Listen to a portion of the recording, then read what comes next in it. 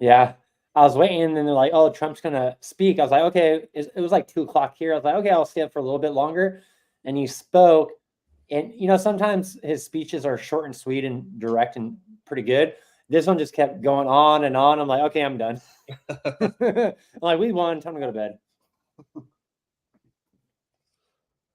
All right, let's see here.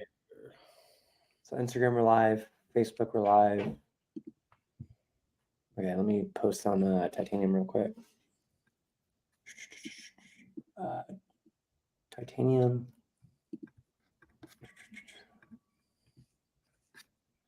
The vault.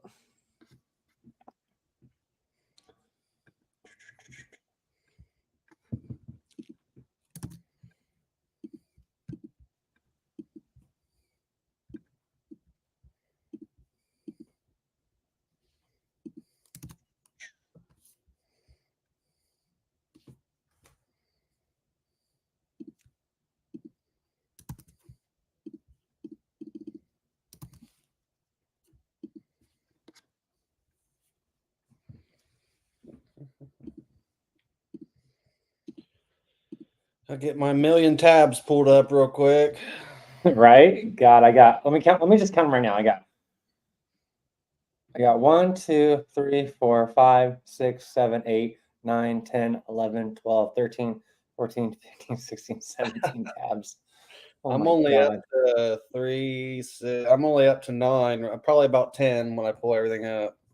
That's funny. Oh shit! I think I have a call with Yuri. Nice.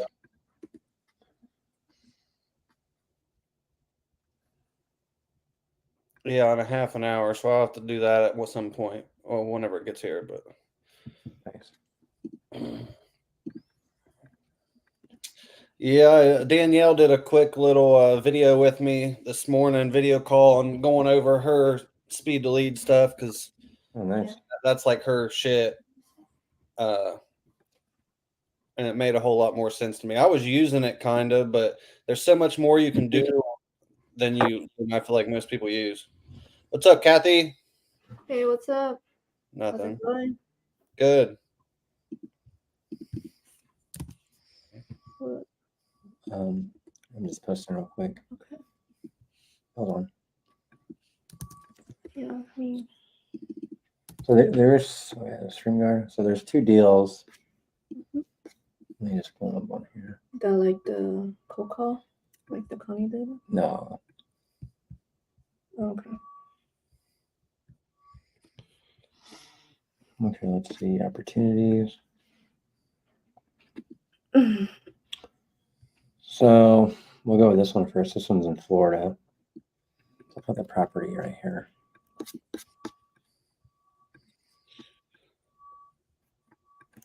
So that's the property. They sold for $240. Yeah, they bought it. They don't like the area. They want to move back.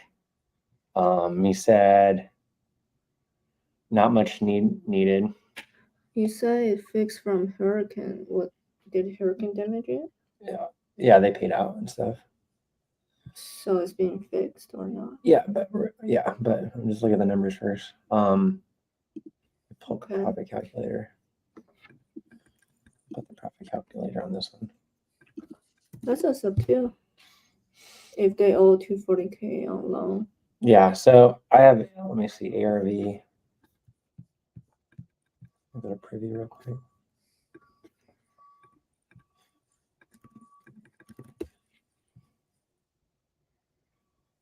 Like they still have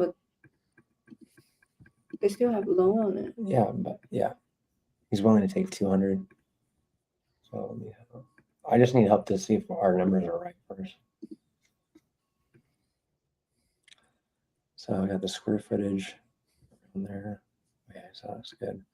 So I had ARV of maybe like 280, maybe. That one's 200, but that looks like a shitty house. Hey, look at the garage; it looks just falling apart. Okay. So there's nothing over there, but if I go a little bit across the street, you got some 390s, 360s, 290s. So 324. So I'm thinking by ARVs, if it's 280 or maybe a little bit more, this could work. Yeah, like if I'm a buyer, I don't see money being made in this. How? Tell me. Like the 200K, it's not that bad. Like their condition, to me, they look similar. But we don't know what it looks like on the inside. On this Can one. you Google it on Zillow? I got a call. 1 second. I think it's seller. Oh, cool. Yeah. Oh, I'll go on. I'll go on. Hey, just returning your call. Yeah, this Paul? Yeah. Hey, what's up? It's Tyler Osborne. I was calling you because I'd seen where you put your property there on 22 and on my site about possibly selling it. I'm sorry, I missed part of that.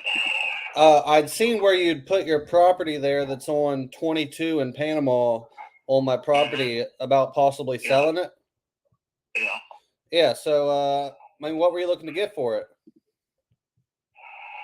Well, I was trying to get something in the neighborhood of around 330 or 350, something in that neighborhood. Okay. Can you just tell me a little bit about kind of what you got going on?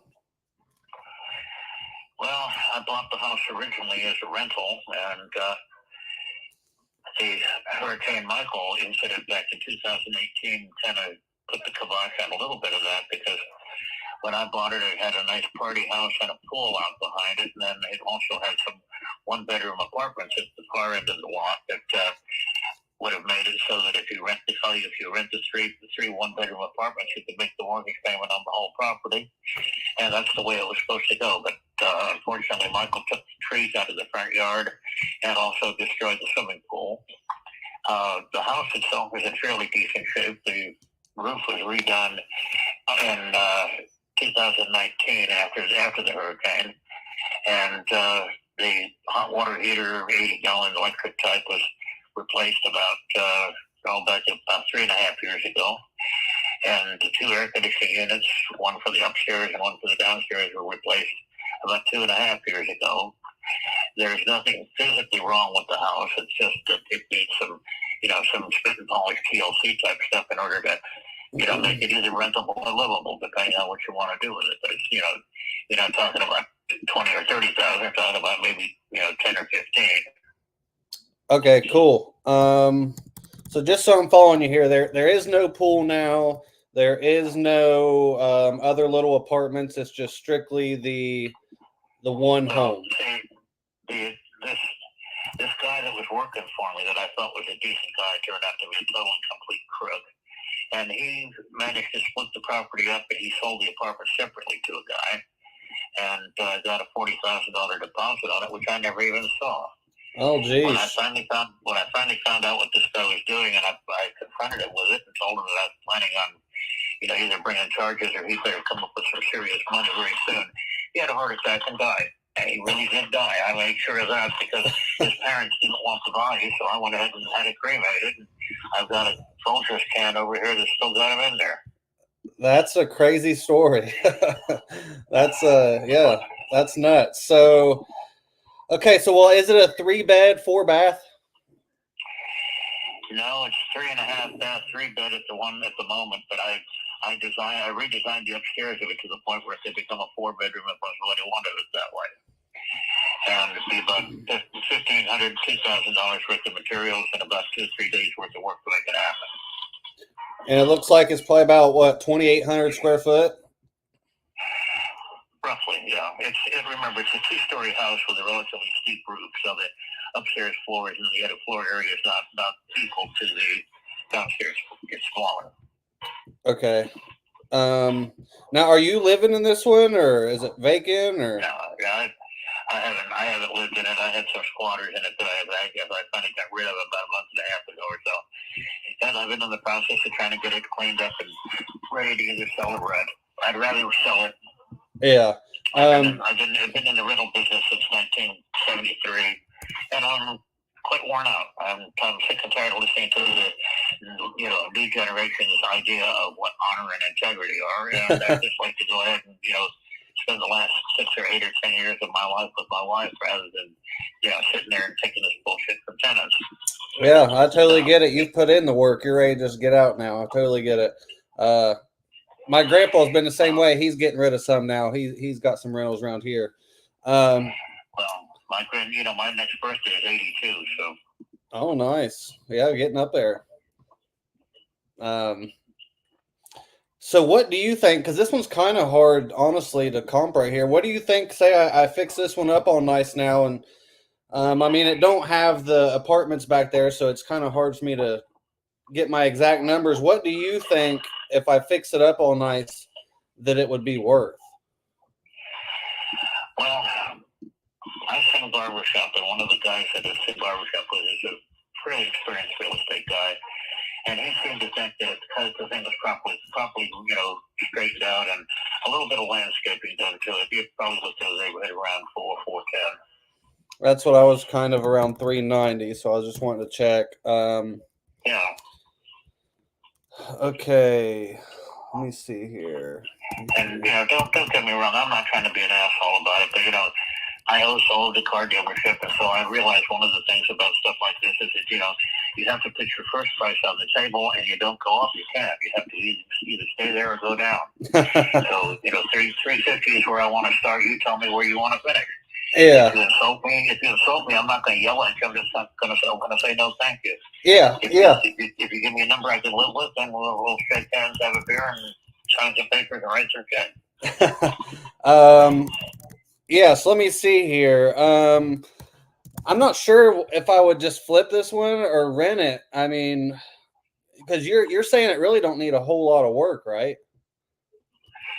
True, and it's on a major thoroughfare between Callaway and Weewaw in a relatively nice neighborhood, and it's only about a quarter of a mile away from a city park that includes a softball diamond and walking track and running track, and it even has a kind of a gazebo structure there where you can go ahead and bring 50 of your closest friends and have a barbecue if you want to. But of course, this house has that party house behind it, which you could do the same thing. You wouldn't have to have strangers wandering around. Now there is a problem. I will tell you this right now. Because of the way that the apartments are set up in relation to the property, it doesn't meet the normal standards for property lines and setbacks. And I have been having a hell of a hard time trying to get a straight answer out of the local, zoning and planning authority and those people. But see, the guy that built the house originally was the codes enforcement officer in Callaway, and so as they built it, he didn't give a shit how it compared to the rules, because he wasn't going to turn himself in. And of course, when I bought it, I had thought about splitting it up, so I wasn't really concerned about it either. But now, we'd have to come up with some way of being able to devise a property line between the apartments and the house in order to make it valid. And I think I can get it done, but I need to, to get in touch with a surveyor and also talk to the people with zoning and codes enforcement and see if they'll buy off on a forbearance for doing something that isn't quite within code, still isn't going to make a big deal, make a big problem. Yeah. And what's at stake is there's a garage at the back of the lawn.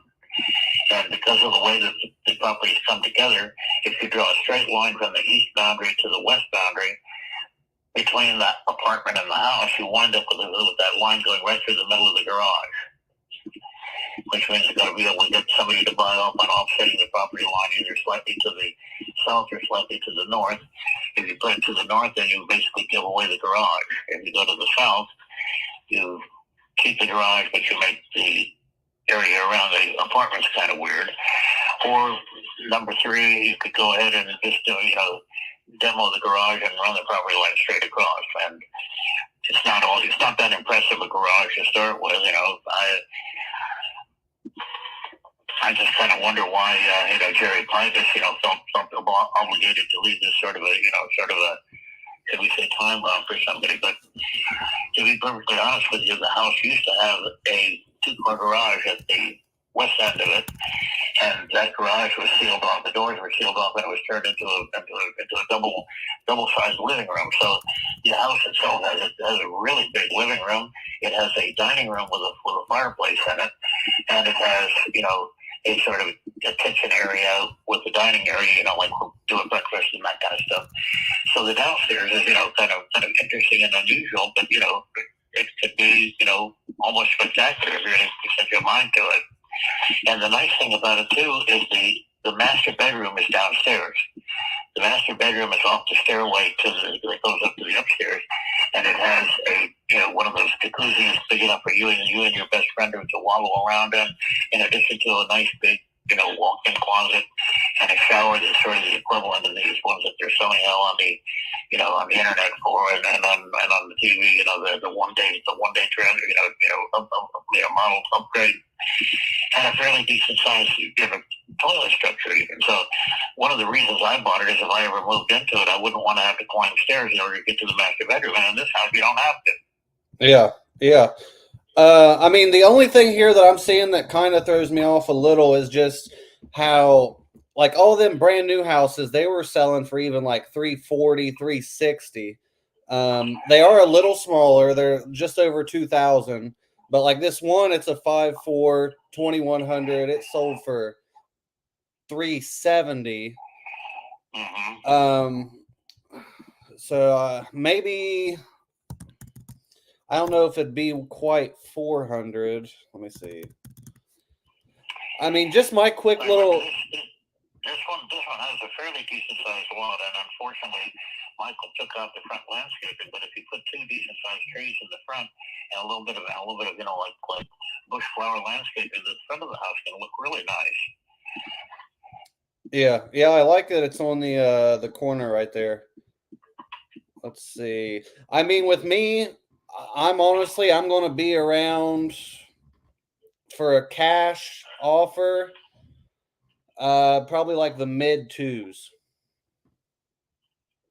But that would be, I would pay all the closing and the fees and all that. So that'd really be closer to like a. I've got an offer at $275 for it now.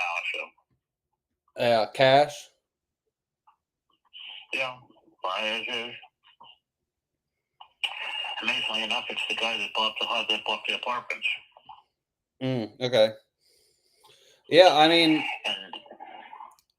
I feel good. Like I said, I would do all the closing and fees and all that, make it easy for you. I feel good at 270. And I mean, if 275 gets it done, I can wiggle there. Well, I'll tell you what. If you want to go ahead and put it in the form of a written proposal, to be perfectly honest with you, I'd rather go ahead and sell it one way or the other in any event. But if you've got a use for a house of that size and you want to live in a nice neighborhood just close to a softball field, you got it. Yeah, I mean, I probably wouldn't occupy this one myself. Honestly, my play on this would probably be rent it, but I'm definitely interested. I mean, if 270 sounds good to you, I'm good there, and I can, like I said, I'm super flexible. I can close on your timeline, whatever. I mean, whatever's easiest for you. Well, as I said, put it right and write an email it to, and let's go from there. Okay. 1 second here. Let me see if I have your email. Where'd you go here? Is it your name at Yahoo? Okay, cool. Well, yeah, not very original, is it? It's your name. It's unique. But I'll get that. So I'll get it sent over. It'll be good till like the end of the day. So I'll let you, if you want to go over it with me. I don't know if you're busy right now or not, but I can jump back on anytime, answer any questions. Yeah, just if you give me a contact number.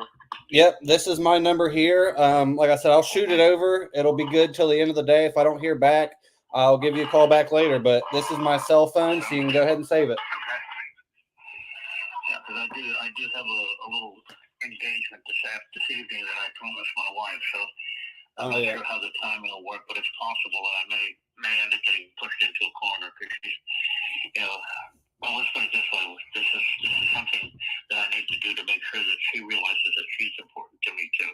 Oh yeah, I definitely don't want to get in the way of her. That's for sure. Yeah, always got to stay on the wife's good side. I like sleeping indoors and eating warm food. So, you know, Yeah. I'm decently young, and I've already learned my place and all that. Just nod and wave. Just yep. oh yeah. But sounds good, Paul. Yeah, like I said, name's Tyler Osborne. Just save this number. I'll shoot you over the document now. It's super simple. Three initials, one signature. And I mean, I'm assuming you're wanting to close this as soon as we could, right? Well, if tomorrow morning would be soon enough, that'd be good. I realize that there are certain, you know, built-in, you know, delays, but Yeah. I'd like to get it done as quickly as possible, and preferably, you know, before you know, the end of the year, if at all possible. Oh yeah, for sure. We could definitely do it by the end of the year. I mean, I would say typically we're even right now with the craziness going on, we're within 30 days. So yeah, and then you said it was vacant, right? So like, I'm just curious. So obviously we're going to come out and check it out too. What would the access look like for us there? Like, would it be a lockbox, or you meet us? 20 Or minutes before you want to be there, and I'll meet you there. okay, you ain't far. Oops. Hold on. So you're right there near it where you said you could meet us. I'm connected my mic accidentally. Go ahead. So you're right there near where you could meet us. You said. Opposite. To the miracles of modern electronics. Here we go. You hear me now? No, I do. Oh, okay. I was just saying. So you're close right there. That you just rather meet us out there to when we come out. How about 12 to 15 minutes away? Okay. Well, perfect then. Yeah, I'll get this wrote up, sent over so you can look at it, and then, like I said, I'll answer any questions later. And if I don't hear from you, I'll talk tomorrow and have a great evening with the wife. Sounds good. All right. And you say your name's Tyler? Yep, Tyler Osborne. Okay. Any relation to Marie and Donnie? No, it don't ring a bell. Remember the Osbornes of Marie Osborne and Donnie Osborne? Used to be on a variety show on TV. Oh, that's right. You know, you were probably, if at all, you were a fetus at that point. This was back in the 60s. Oh yeah, yeah. I was not even thought of yet. Yep. Okay. That sounds good. Yeah, I'll get that over to you within 10 minutes. And then, like I said, if I don't talk to you tonight, I'll talk to you tomorrow, and have a good night with the wife. I appreciate it. Thank you, Tyler. All right. Thanks, Paul. Bye-bye. Bye. Good start.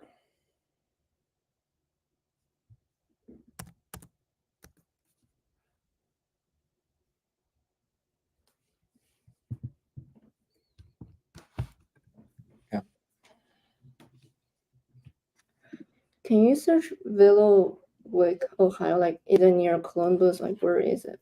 Tyler might know. Do you want to Is search it? Let's see. Willowwick, Ohio. Do you want to just Google I'll it? put it in the chat. No, just Google it. I'll put it in the chat. There, it's that one. But can you Google it too? Let me see. I've been trying to get a hold of that guy for a few days. Right? You got the same lead? Let's see here. Click into it. Okay, that's not in horrible. So if that was a little more to the west, it'd be shit. That's not a horrible area by no means. What's the insurance and tax adds up per month? I don't know. Honestly, 1,000,000%. I never buy them there. Can you look into Let's it? go on investor real quick. See what, I mean, I would say Can you click into it? And can you I zoom would out? think just a couple hundred. Okay. I would think. Yeah. So that's it's northeast Cleveland. Huh? outskirt of Cleveland. Yeah, so if it was any more west of that, and like that's when you get into that shitty part of Like deeper downtown, you mean? Like deeper Yeah, downtown? or just like central, eastern, deeper down. Okay. Yeah. Because we're trying to run numbers on a seller finance. Yeah, I got a bunch of buyers. Actually, I have 2 buyers that specifically only buy creative finance over that way. That's good. Well, this was 3 months ago, so I don't know. All righty, perfect. Do you know? No. I was just on prop stream yesterday. That was kind of a hard deal. So I ended up at 270 with him. It was hard to find ARV and shit. It's just a weird one. It's anywhere between 390 and 510. I mean, it's a deal at 390 though. So. Mm-hmm.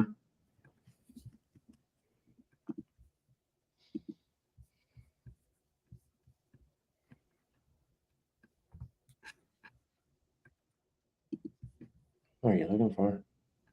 How much they pay per tax? Because when we run seller financing, that's just tax, like that's just principal and interest, and we need to add tax and insurance on top of that. Yeah. I would just put it out. Are you looking for monthly? Yeah. I do a total Like a 200K. Yeah, 250. Yeah. I mean, that should get you close. Mm-hmm. Do buyers in the area, they want to look for cash flow or not? Like if they break even, doesn't work for them? Cash flow. Okay. Because there's no appreciation out that way, right? Pretty much. Yeah, I mean, they're wanting at least $200-300. Yep. And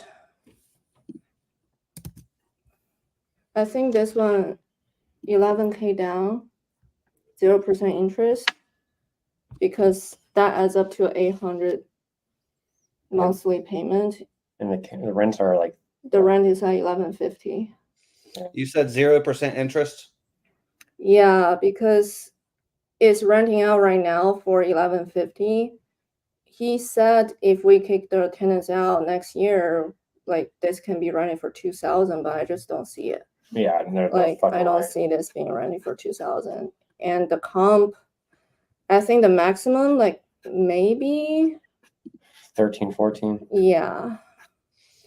I mean, even at that, if it's 800, that would be a good deal around there. I just don't think that's a term that he will agree to, maybe. Well, let's see. Yeah.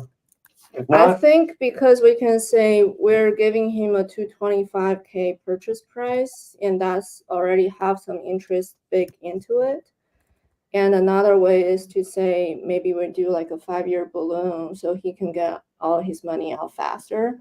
how are your balloons out there, Tyler? The longer the better. I always shoot for 5. Yeah. Try to get 7, at least 3 though. Yeah. I think 5-year balloon plus appraisal. So let's try down our offer then. 5-year balloon plus appraisal contingency might work. So what's our offer? Give him 11, like whatever listed on that. Offer is Go back to the bank rate.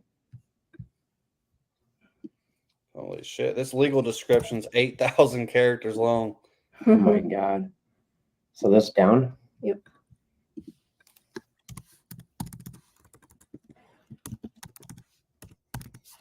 For the 225K purchase. Can you go back? Hold on. What else? Go back to the where? bank rate. Let's try 2% interest rate. That's the down payment percentage. Change it to what?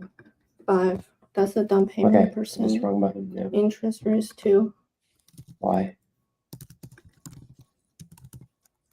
Try 2.5. Why are we giving interest? I'm just saying what's the maximum interest rate we can do? We start with 0, but he probably won't take 0. So our maximum interest, just say the maximum we can do is like $1,000 per month, you know? Well, let's just say, Like, just hold on. Offer is 11K down. mm-hmm, I'll just say 11. Without complicating it. 11K down, purchase is 220. mm-hmm. Let's just say 7-year balloon. 5 max, right? What else should be? What do you mean by 5 max? 5 minimum. Yeah, just wrong word. What else? So can you go back to the bank rate? You gotta update the down payment to 11,000. And update. Yeah, so the maximum interest rate we can offer is 2.5.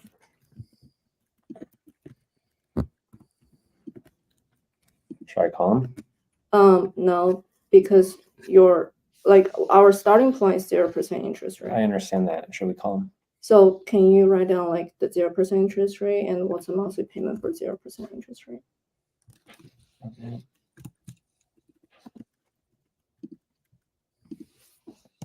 And go back to bank rate.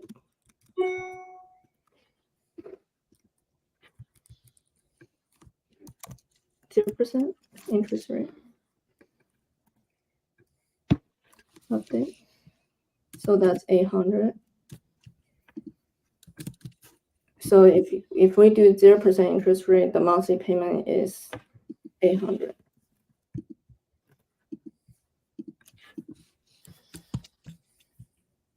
And you can write down if it's 2.5% interest rate, what's the monthly payment?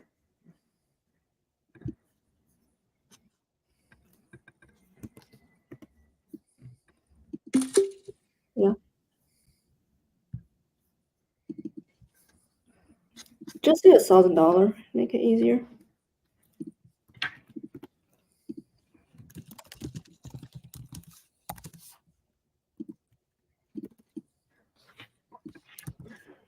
Yep, that's it. Okay, I'll call him and see. Kind of lean on like I don't see that rent at all. First, you don't see the rent. Second, we gotta pay insurance and taxes on top of the payment, so we need to cash flow. Okay, let me call him. I hate discussing seller finance deals. Sub 2 is easy, So I'm the opposite. I like talking seller finance. right? Yeah. I feel like sub 2 is just so easy.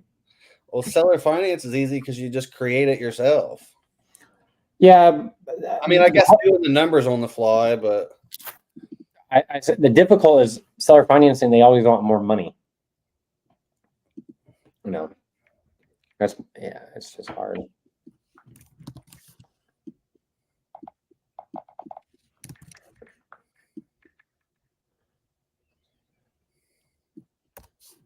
Yeah, let's call this guy.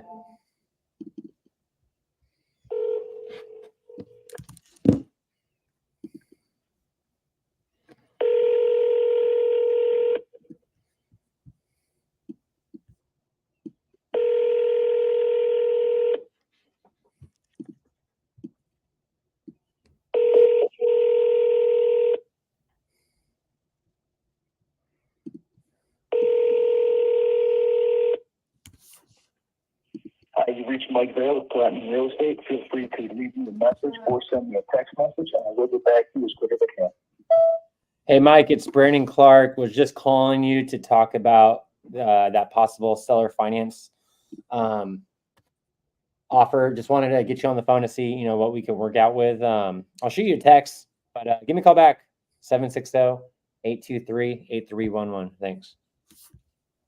What? I just realized that the monthly payment to him, we should remove the insurance and tax, like on the bank rate. Correct, which is fine. Yeah, so it's not just deduct $200 from that.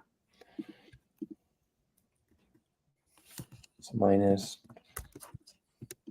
2. I don't need to do that. It's fine. I think minus I 200. think it's easier if you just say it's on 8 Sure. to 6. It's fine. All right, so I'll just text them. Say, hey, Mike.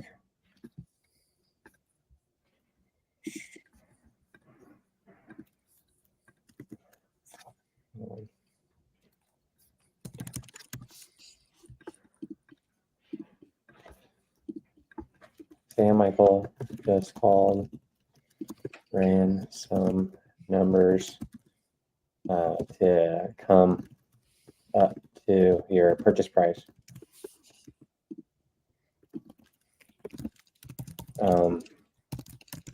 So we could say 225 purchase.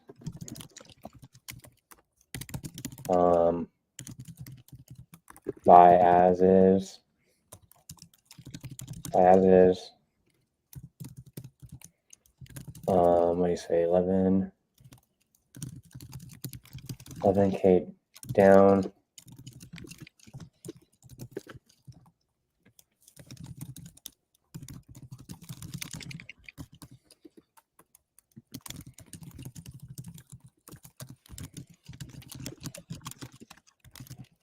Anything else? But monthly payment? 11K down. How much would the monthly payment? So we say $600 a month to you. So 225 purchase, buy as is, 11K down. Was it $600 a month to you? A 7-year balloon. Would you say it or not say it? Yeah, say it. Hey, I got a meeting with Yuri. I forgot. I gotta jump off here real quick. He just texted me. I see. I'll be back on in a second. All right, sounds good, man. All right. Okay, so we got 225K purchase price, buy as is, 11K down, 600 a month to you, 7-year balloon. Anything else we should add? Buyer pay all closing costs. Buyer pays all closing costs. And no agent commission. No involved. Let's say I did not see those high rents like you said. I wouldn't say like you said. I would say I didn't see I did not see those high rents. in the area. Okay, high rents in the area. And I still need to pay tax and insurance on top of that. He's not gonna care about that. What rents do we see? Because he was saying, I mean, he needs to because okay, let's go back to the rents. So he's saying, then bump it up to 2K. I'll say the what did we find rents for? So based on that square footage, right? Based on that square footage, it'd be like max 14, right? I'm not sure because all of these are around here, like nothing over here. True. Okay, there's a 17. That looks pretty decent. But that house is not that much bigger. Never mind. So let's get rid of the high one. 16, 15, 14, 13. So I think we're looking at like this range, huh?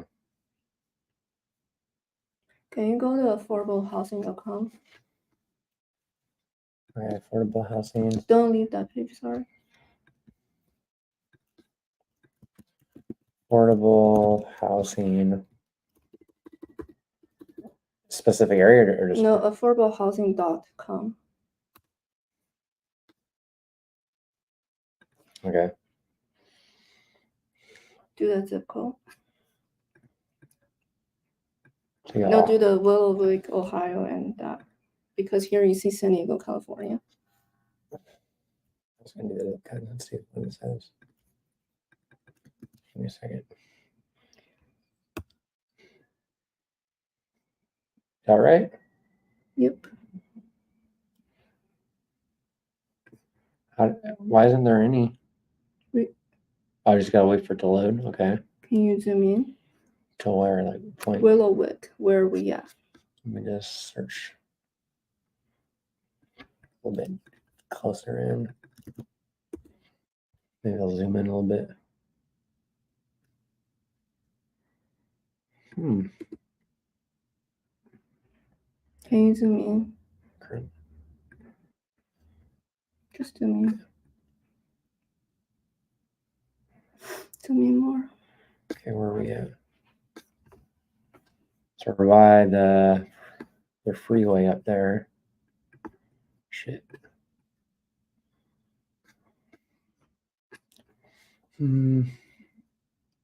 So Willowwick, Ohio.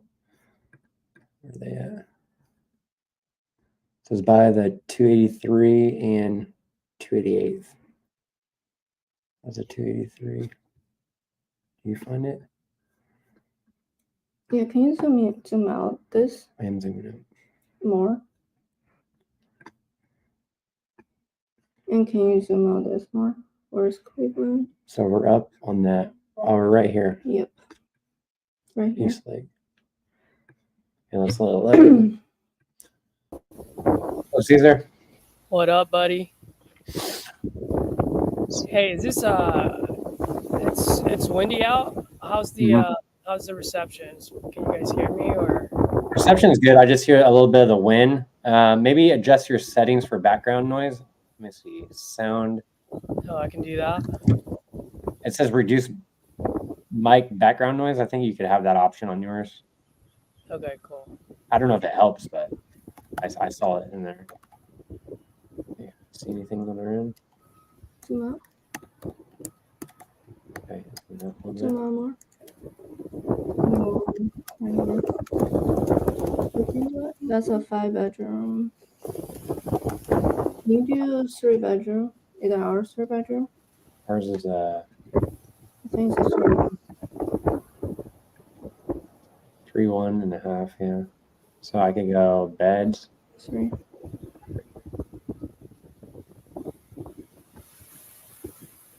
Oh, okay.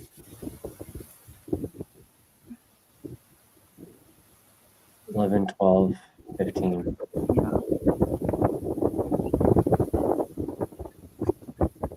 I'll say do like $800 to him a month. Okay. So 225 purchase, buy as is, 11K down, 800 a month to use, 7-year balloon, buyer pays all closing costs, and agent commission involved. I did not see those high rents in the area. Just say, and I need to pay tax and insurance on top of that. So I need to make sure I have cash should pay tax and insurance on top of it. top of that 800. Yep. I'm seeing rates. I don't think Okay. we need to say that, and just say I need to cash flow. So I need to cash flow. Yeah. Cash flow if I'm coming up and if I'm giving you more on that purchase price, or should I even say that? No, just say you need to cash flow. Okay, cash flow. That's it. Okay, so we got 225. I did not see those high rents in the area, and I need to pay tax. Give $700 to the seller. So we have $700 a month. All right. How was the meeting, Tyler?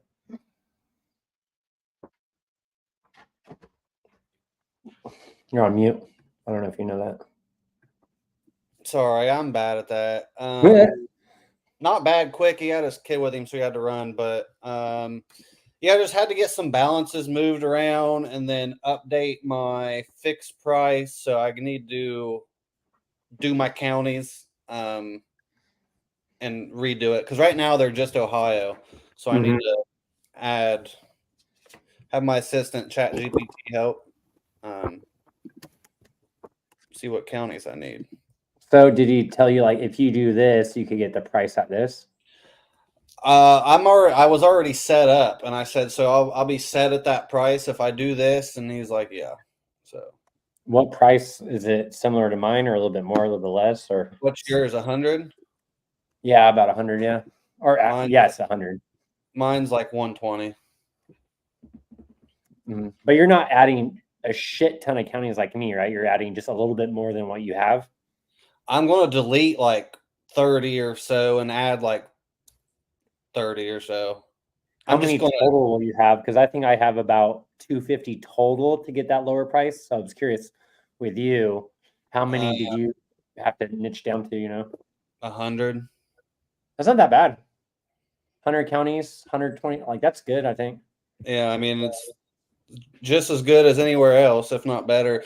I've been getting my property leads. They've been coming in. Hey, Dub, what's up, buddy? Not much. Tom sent me this this lot in Coleman. So that's close to Waco, is that right? I believe so. You know Texas better than I do. Hold on. Sorry, guys. I'll put myself on mute. Oh, you're good, bro. But yeah, Tyler, keep going. Sorry, what was I saying about the counties? I forgot. You said about you got. Well, yeah, I mean, I have like 78 now. I'm gonna go in and take out, I don't know, at least 20 or 30 or 40, and then add in. I mean, shit, probably by the end of it, I might be closer to like 130 because I'll have a lot in Texas and a lot in Florida. I mean, Florida, I feel like I'll have a shit ton. Then Texas, I'm just going to surround the major areas. I'm going to use old Chat GPT. Isn't that what you said you did too? Yeah. So what I did was we looked at RJ's, like what areas to wholesale, right? All 50 states in the rank. So we looked at RJ's ranking and we wrote down like the best states for wholesaling. And we added those and a little bit more just to add more counties with population. But I took all those specific states, I threw them in ChatGPT. I said, out of these states, list the most populated counties in those states by alphabetical order. So, if you got Texas, California, Florida, it'll add like maybe 10 on each of the top ones. And I just add those. Yeah, that's what I'm going to do. And then I'll turn that bad boy on. And so do you have to pause yours a lot? Like, do they come in crazy or what's the rate of like, do you just keep it running and you're good? Yeah, I just keep it running. Then when I get a lead, I turn it off. When I get done working on it, I turn it on. If I'm done for the day, I turn it off. Okay, so you are turning it off at some points. Yeah, kind of like property leads. Okay, yeah, that's what I was making sure. Property leads, I just been toggling mine from low bid to high bid as I need them. You know what I mean?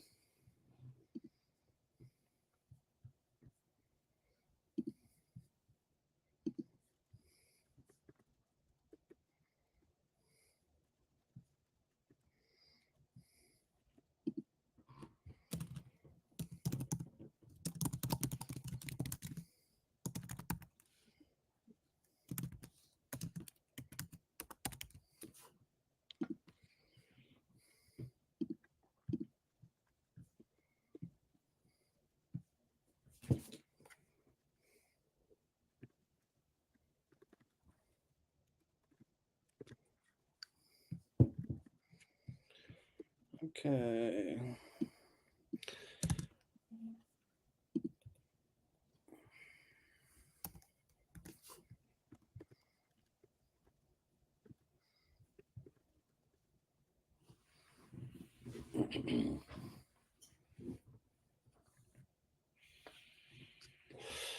Oh, damn, I got another lead.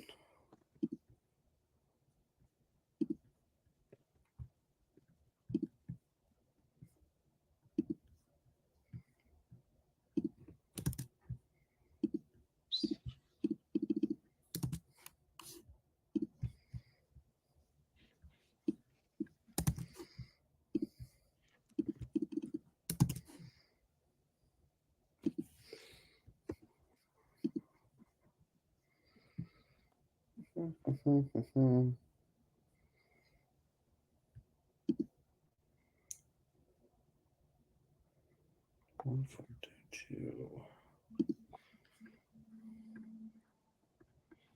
hotel.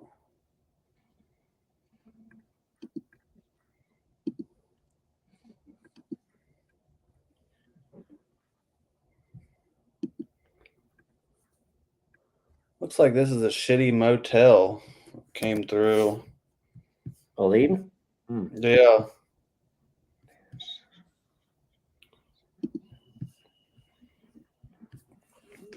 It don't even look like it's the real owner though. It's probably a refund. Let me call him. Mm-hmm.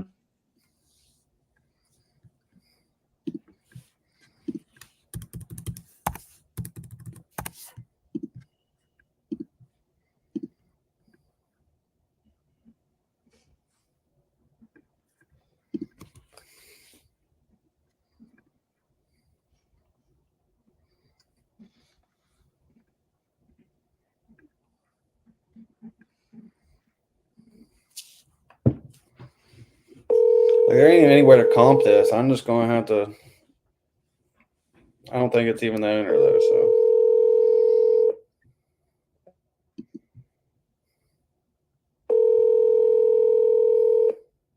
Are you calling?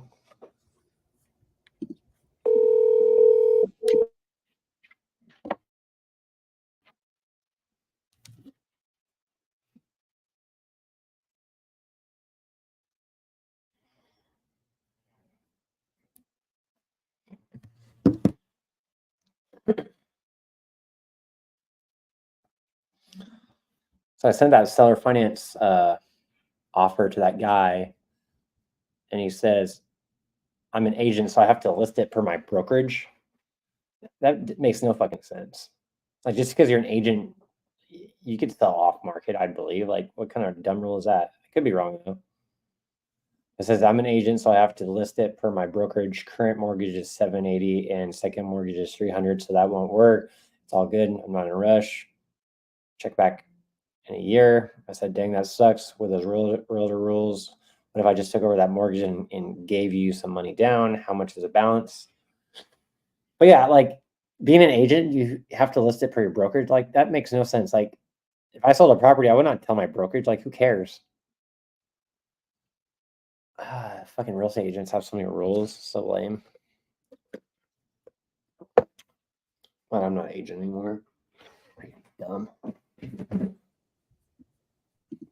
Yeah, that's one of the reasons I think, well, at least me and some people don't do it, is because you have to have your license in a brokerage. So, like, they have to get a cut on everything.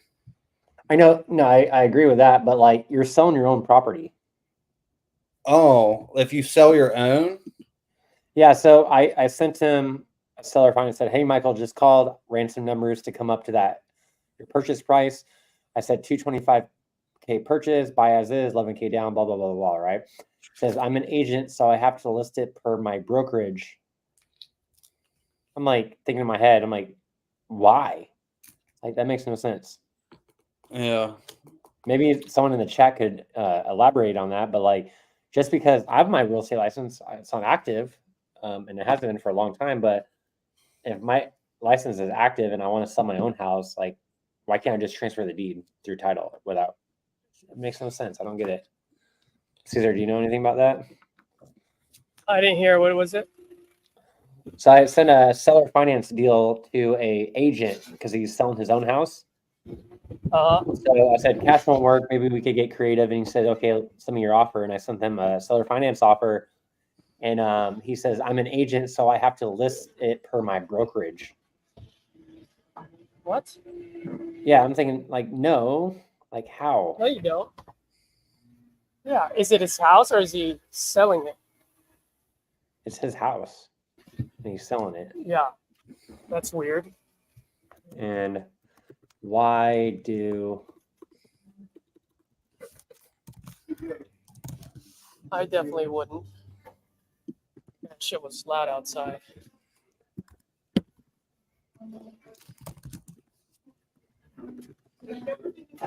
I gotta get some more food, man. I'm hella jittery. I'm gonna step aside for a second, guys. Sounds good, man.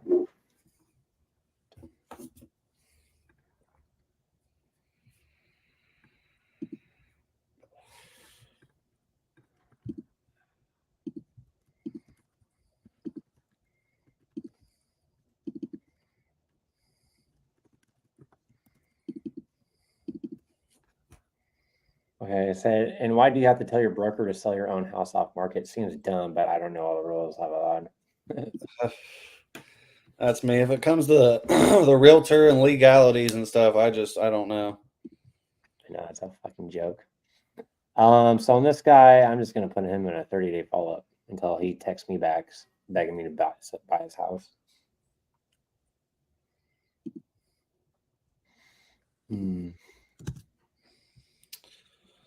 So let's see. Sent push. 3-day auto text. Cool. Okay. Opportunities. What's today? Thursday? Oh, it's Wednesday. So Tom, Carl. Oh. James. Very cool. Bum, bum, bum, bum, bum.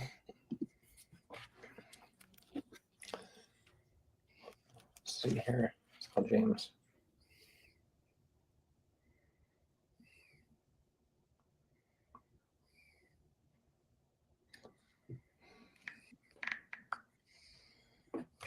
James.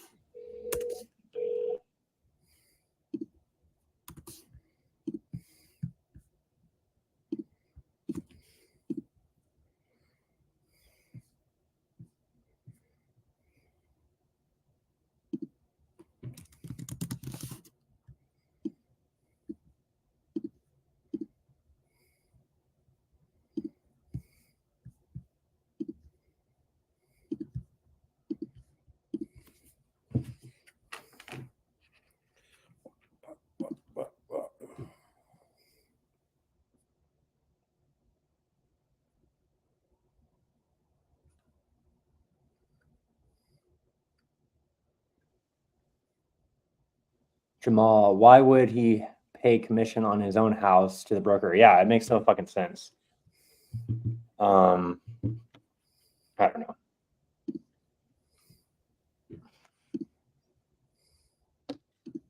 Like I get if you put your house on the market, maybe the broker would want a cut of it. I totally understand that, but like off market, like fuck that. Like fuck the broker. It's like I'm going to trade a stock without my broker because I don't need their help, and I'm just going to sell my own stocks. Like, so dumb. Oh yeah, let's talk to was it James?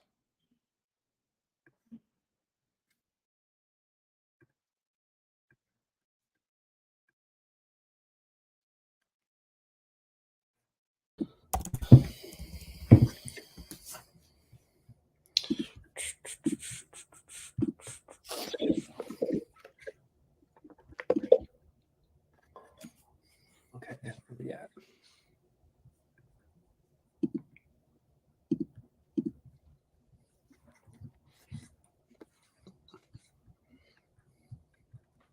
Hey, James. Just called. Say the highest I can go is 190K.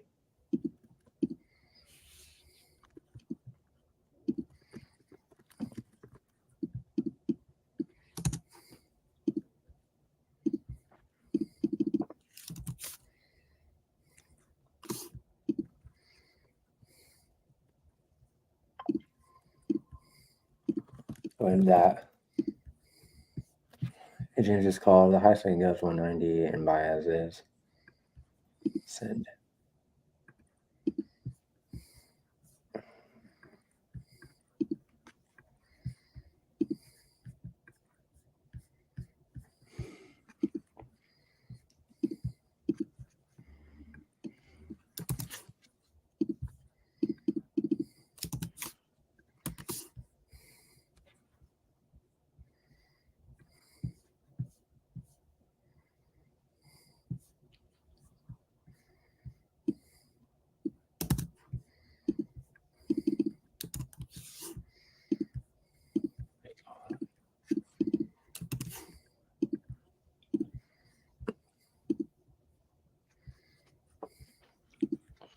Oh, yeah, that realtor texted me back. Let's see what they said.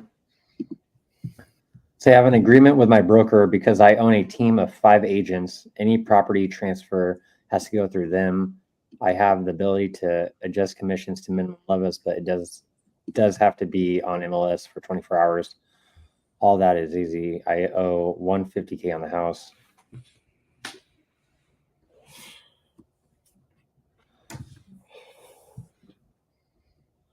Like, damn, that sucks. Say, damn, that's lame.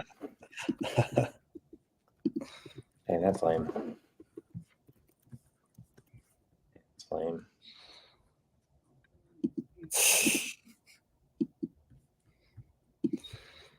All right. Damn, that's lame. Worse than Uncle Sam reaching in your pocket. Yeah, whatever.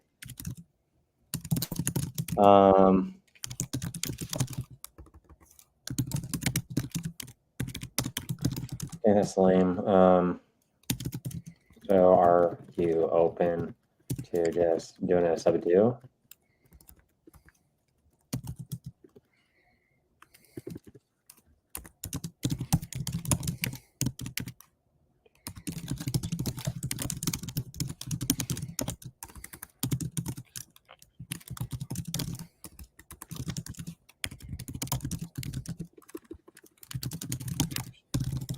What's everyone working on today? We got 12 people watching on just on YouTube. Today's Wednesday. What's everyone working on? Making calls, cold calls, PPL, sending out contracts, negotiation on DISPO. What's everyone working on? Drop in the chat.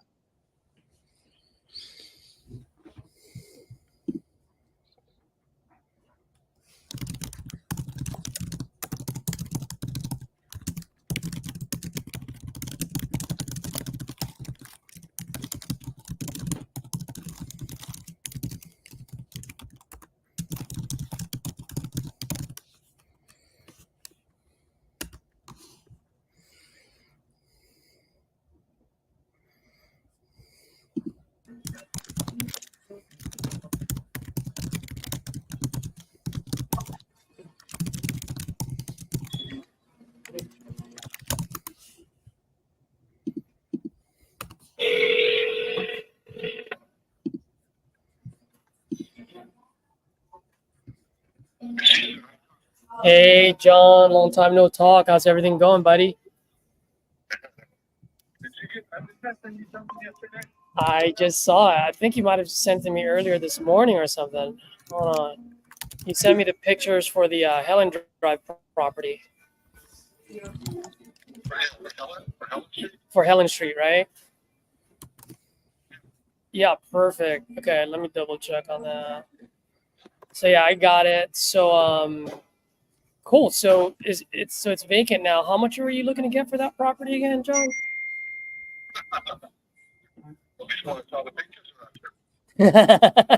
Well, since you're a fair investor yourself, after. Yeah,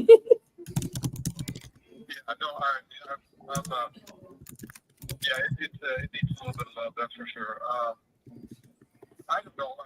What do you think? Are you in the market for something like that? Yeah, those are the type of houses that we absolutely love to buy. And I definitely have a lot of partners in that area that would love to pick that up with me. That's why I called you right back, man. Yeah, great questions. And I know we haven't talked in a while, but if you remember, I'm out of Austin, Texas. And so whenever I buy properties outside of my market, I always like to partner with local investors for one reason only. I just want to make sure I have a set of eyes on my project at all times.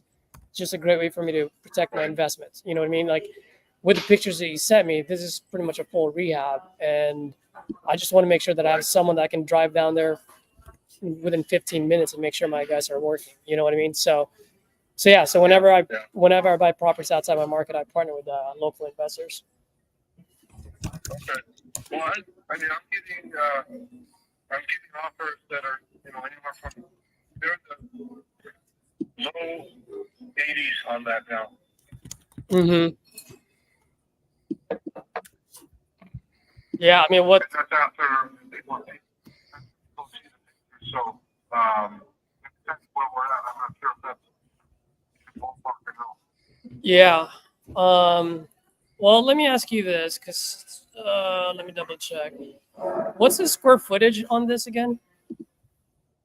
Oh gosh, I'm thinking somewhere around 1,200 plus or I think it's 1,200ish. 1,200, right? Okay. And then it's how many bedroom and bathroom is it again? It's a 3-2. Okay. Give me 1 second. Let me just look around. And question for you. I mean, you said you've gone multiple offers already. I mean, why haven't you taken one, or what would make you choose me over the others? I'm not going to sign any documents until people basically have I signed with someone. I've got someone that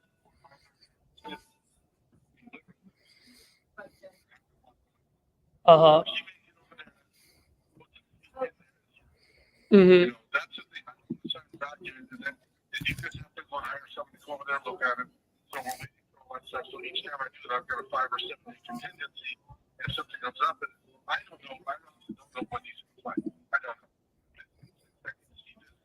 Yeah. I don't know. But I'd rather have people look at it and then make an offer than offer and go look at it. Unless that's what you guys do. Yeah. No, I understand. Well, I mean, I can take a look at it right now. Give me 1 second. No. I mean, get somebody to walk around and look at it. Yeah. Another inspection after you sign the document, right? Yeah, we'll definitely do another one. Yeah, we'll do like just a couple. Pretty much all I'm doing is just getting the local investors that would partner with me on this deal. I mean, you've got pretty good pictures. You know what I mean? Like, if we have to be off at some point, it's not going to be that far off. I mean, I'm going to make you an offer where I feel like it's going to move with me and my investor, and we're ready to rock and roll. I mean, I think you and I have talked about multiple times where, I don't dick around. I'm sorry, go ahead. Right, but still, I feel that I really would like to have someone see it and say, yeah, I see all the what the bones are, but pictures are good, but they're not everything. So that's the only thing. The guy who plays over there and takes them up and down. I'm actually waiting to back from him. But I'll have a pretty what's going on, and he needs an offer, and I don't know, I just think that I don't have to worry about too much other stuff, but we'll see. Yeah. All right. So that's the thing. I just don't want to. Maybe I should. Maybe I should go and sign one and tie it up for 5 days or 7 days, but then I got to call it back in or call me back in or whatever. So. Yeah, that's kind of where I'm stuck right now.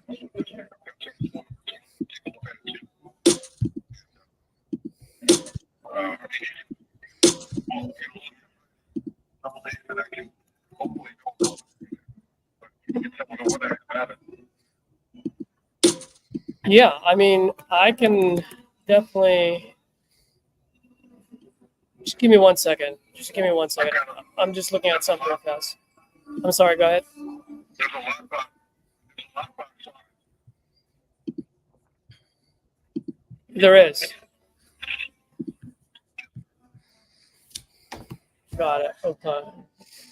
And then you still want to close on this after the year to help with your taxes, or you want to close on this quickly? No, I'm going to do it. After the year, right? Yes. What question for you? Go ahead. No, go for it. That's just it. Like, you guys want to do something like that. I don't want to put myself in that position. I honestly don't. What's your question? You lost me there for a second.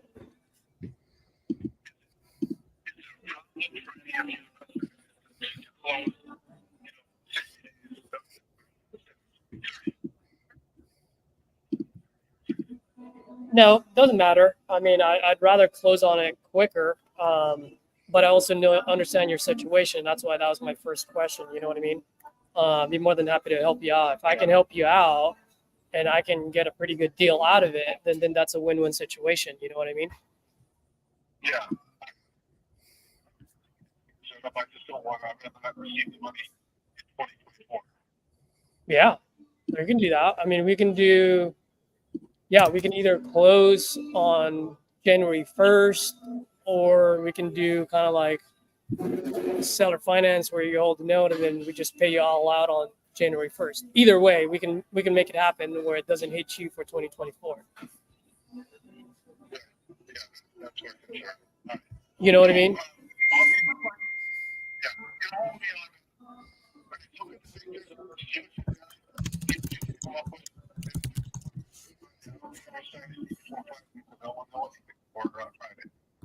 Gotcha. Well, let me ask you. I mean, if it comes down to your neighbor, when I say your neighbor, the guy that lives down the street from that property, and me, I mean, what's going to be the decision factor for you?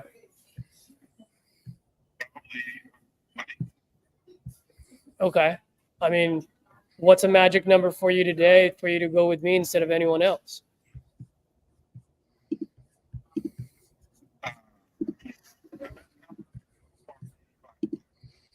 Mm-hmm.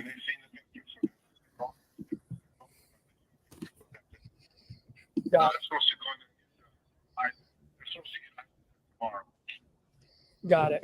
Okay. So I was very tempted to go outside, but I just can't because I don't want to. I just they're going to do the inspection anyway. They might as well do it before they waste all the time with sending me the documents that they sent to us. Yeah. I got you. All right. Well, if I send you an agreement for 86, you be able to move forward with me today?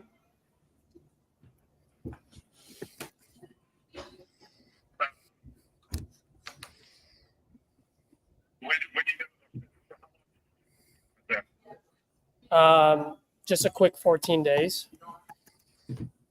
Maybe even sooner. Maybe.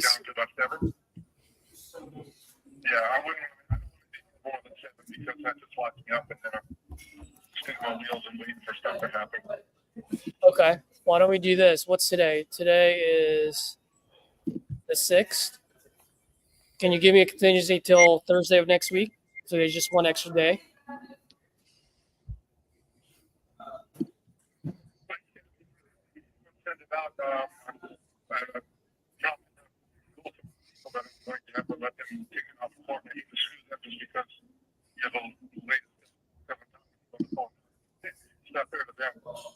Yeah. Well, I mean, the only reason why I'm asking is because looking at the pictures, 86 would be like my top end, really, because it needs a lot of work, right? I mean, let me ask you this: to get that rent ready, how much do you think we need to get it rent ready? You mean how much money? Yeah. How much work, like dollar wise, to get it rent ready?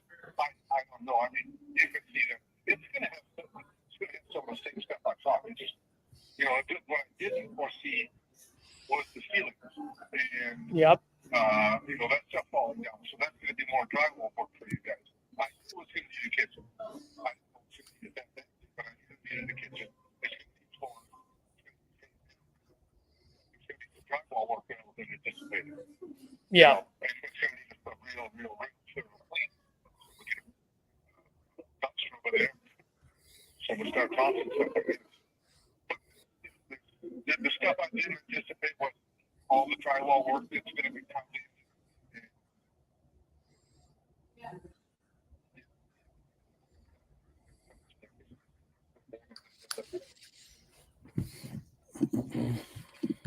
Or something like that.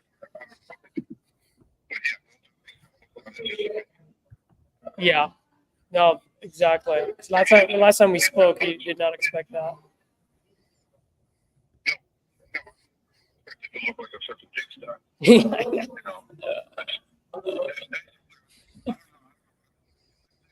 Someone said that there was a trailer you got in front, but they were paying me rent every week or every month, so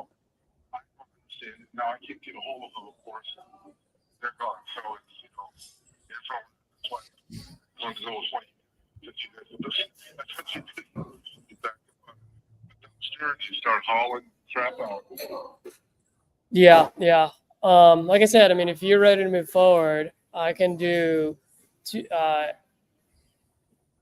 86 and just give me 7 days, and then either I make it happen for you by Thursday of next week, or I don't. If I don't, then we just walk away, no harm, no foul. If I get someone to partner with me on this deal at 86, then we're good to go, and then we sign everything, we move forward, and we make sure we get you paid outside of 2024. You know what I mean? So it helps you out as well. I'm just looking at the pictures, feel like that's something that I can do. And like I said, it's only 7 days. It doesn't tie you up for too much. You don't lose a whole lot of time out of it. And if I come back with, hey, we're good to go on that one, we're good. If I come back where, hey, maybe not 86, 83, we're good, then whatever. At the end of the day, it's 7 days. What's 7 days?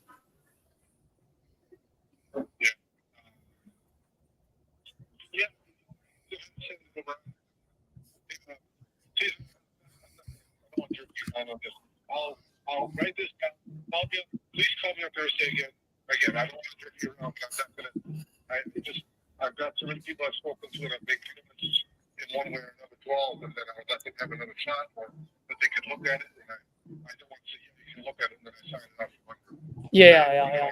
No worries. Why don't I do this, man? Why don't I do this just to make it easy? I'll send the agreement over to you, and I'll have an expiration date on it on Friday. If you sign it, you sign it. If you don't, then I'll just take it that you took it to someone else. How does that sound? So that way it just speeds up the process. Take it on Saturday? Okay, cool. And you still have the same email. Oh, I got your email. So I'll go ahead and email that over to you. All right, my guy. Okay, bye. Okay, bye.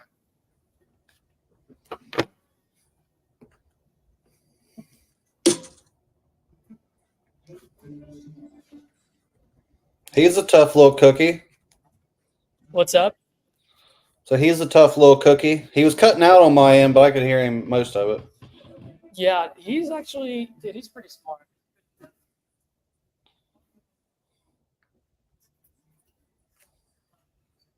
Got multiple properties. He's actually moving to the Philippines next year. And so he's offloading his properties one by one. And he just wants to make sure that he gets paid on it next year, not this year, for tax purposes.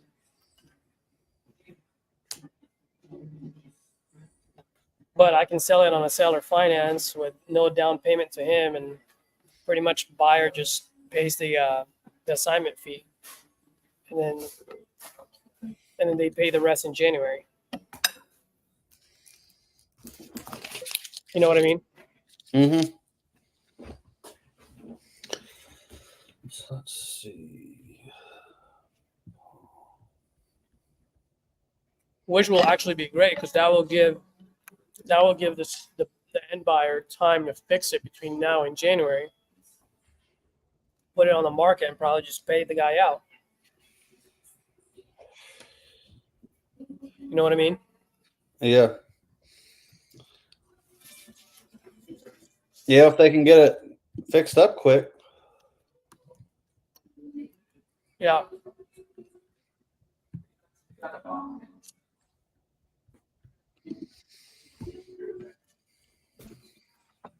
Well, whether they can or not, so it also is, their carrying cost would be lower, right? Because they don't have to come out with 86 today. They just need to come out with a rehab cost today and my assignment fee. Mm-hmm. I mean, how would you structure that? Would you structure that as a seller finance with zero down and balloon next year, or would you do a 60-day closed cash deal on it? I would think probably the easiest would be 60-day cash. My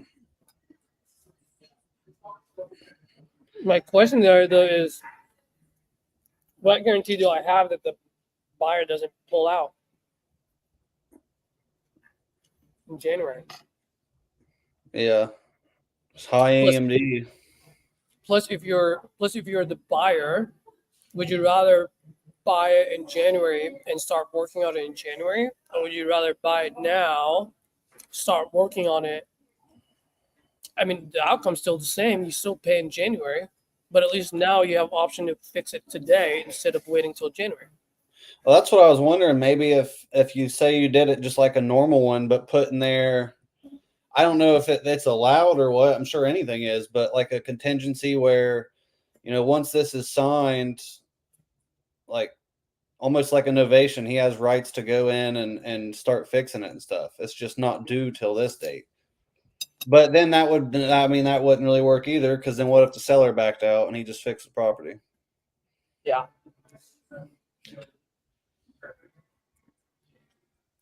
Well, if anyone that's watching right now, if you guys have worked something like this, like, well, what do you think would be the best option here?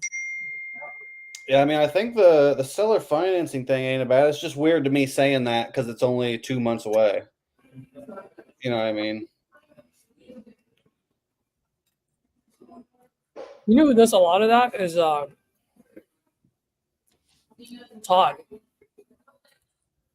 Especially Todd actually, he went and walked a property for me today, actually. Nice. I said, hey, do you want to I need to start marketing this out or you got it? And he said, I got this. I was like, perfect. That's what I wanted to hear. I don't even want to mess with it. Nice.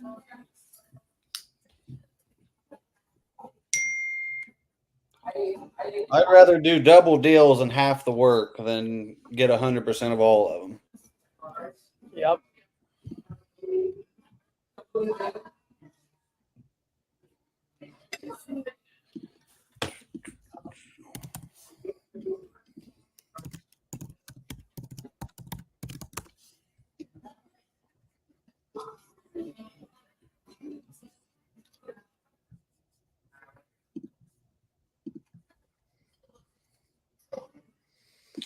And now I just gotta wait on Yuri to set my new fixed price mode up, and I'll be back on that too.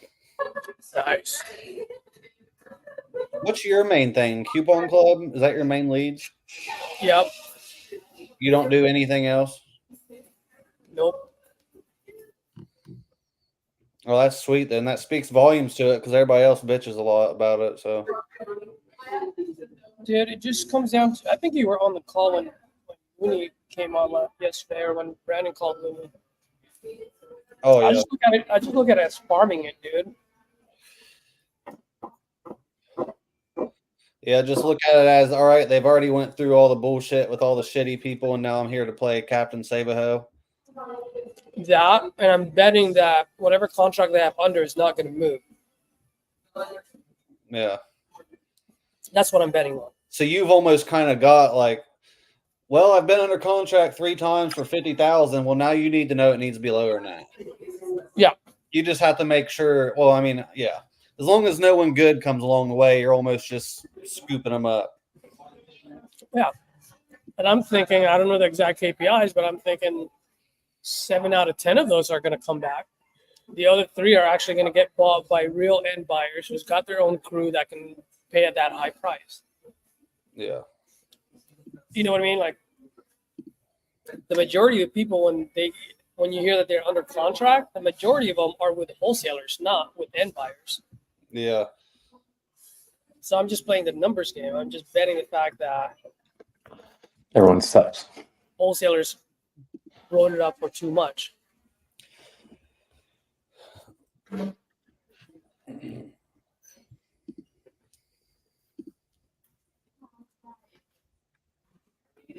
This guy's got a funny name.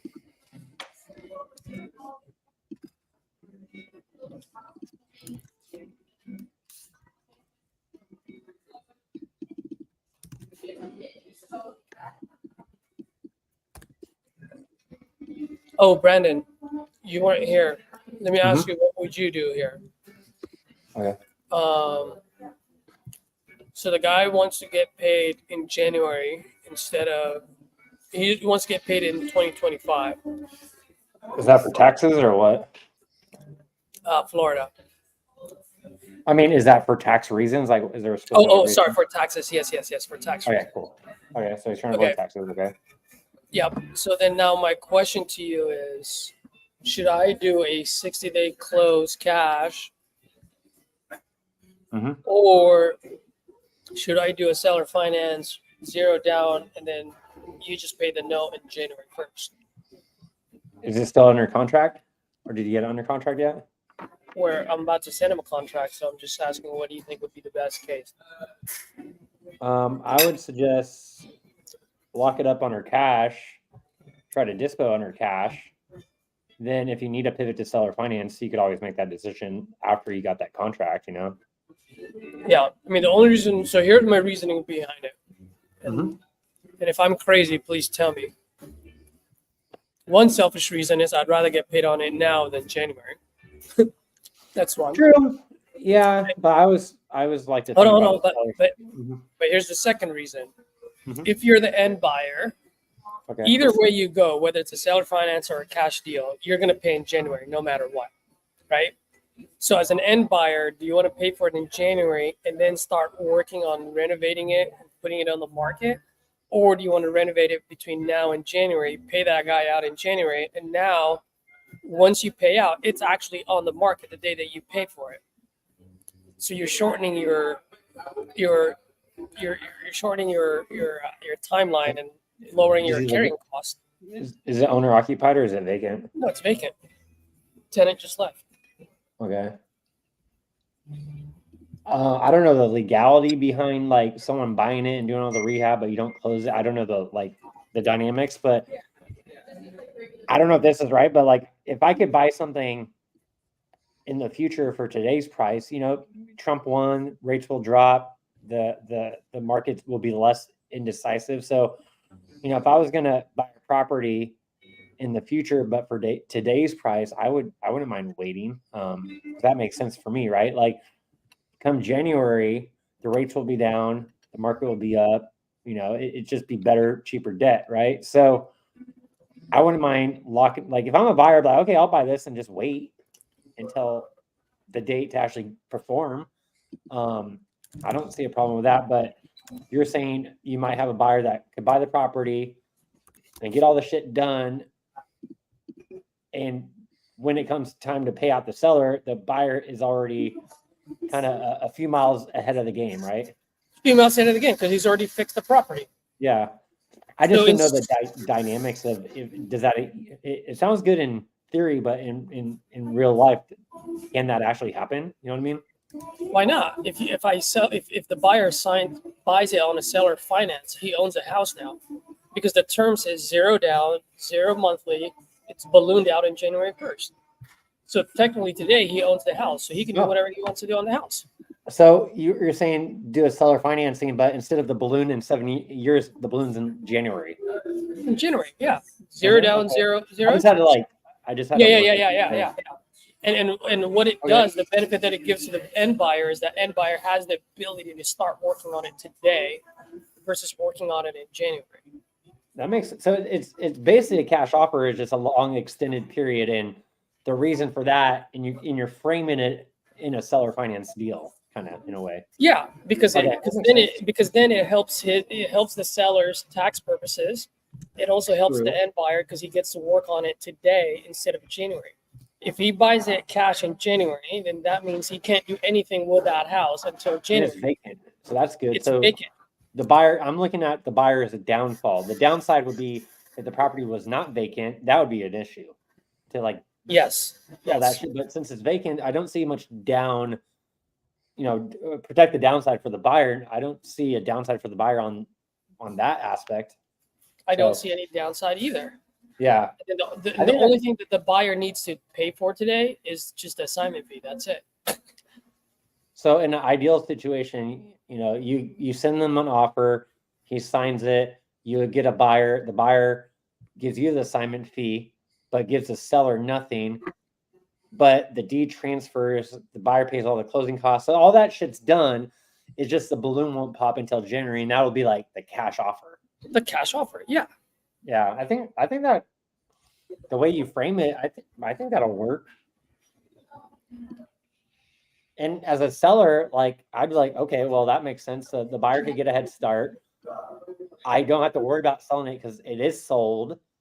I just have to wait, you know. So all the legality is already fucking done by January, so that's good. Yep. I think that'd be good. Is the seller pretty creative? Not creative, but like pretty like Open. flexible? Yeah, it's open. Yeah, open. Okay. Yeah, he's Yeah. done creative deals for himself, so he doesn't mind. He just doesn't Yeah, I want to think- hold a note where we pay him monthly. So I'm like, okay. Okay. And if it wasn't for the tax purposes, then he's okay to sign. He's okay to close on it today. You know what I mean?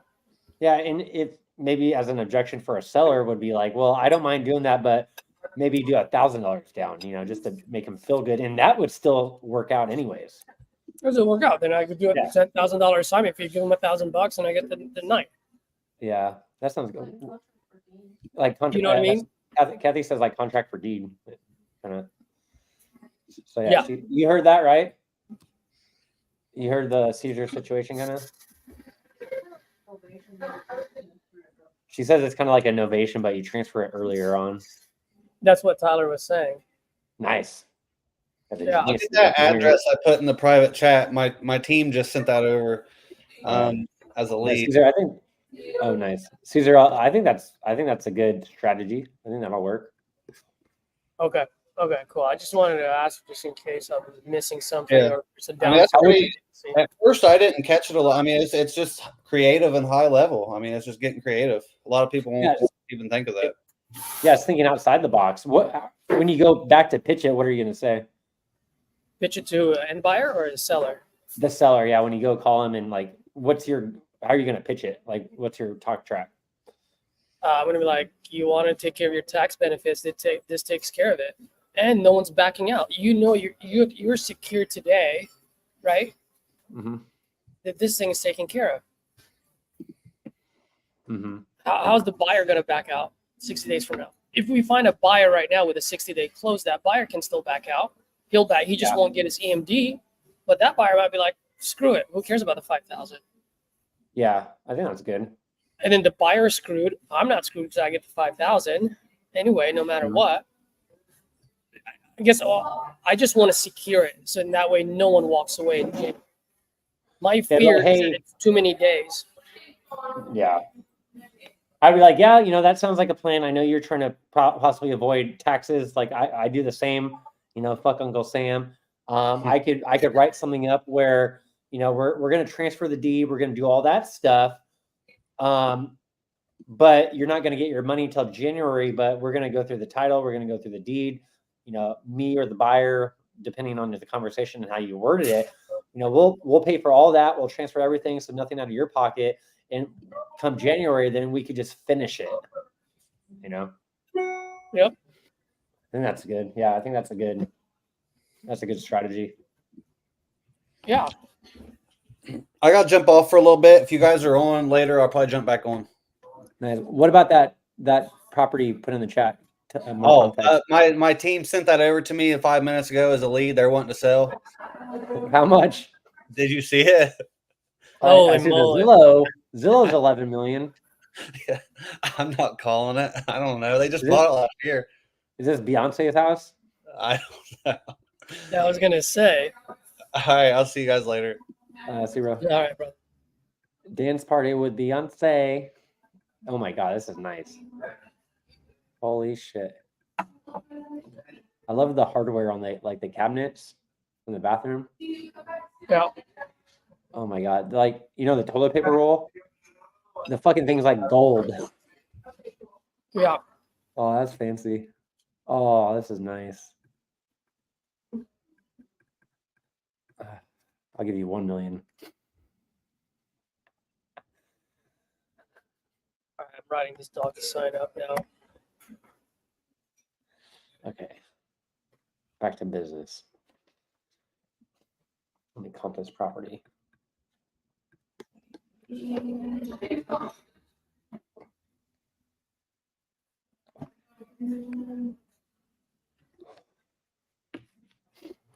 Okay, let's see. This one's in Florida.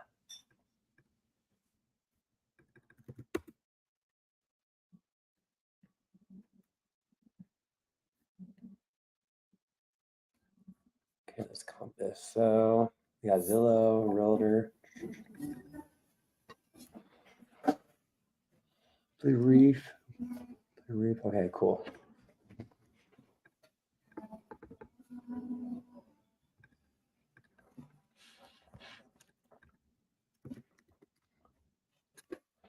Zillow. Realtor is at 677.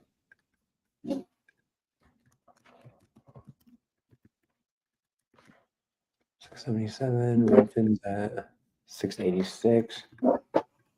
Oh, we gotta be way low on this one. Fuck.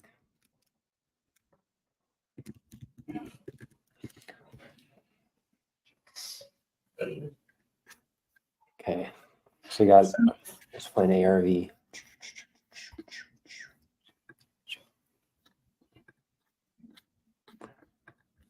At least nothing done.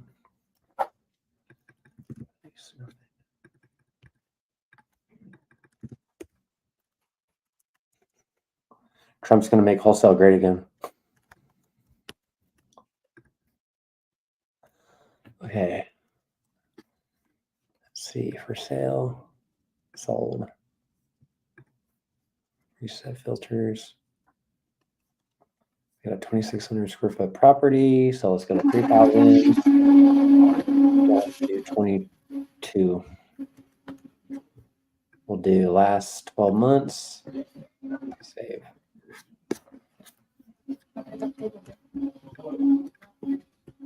How much longer are you in Hawaii for?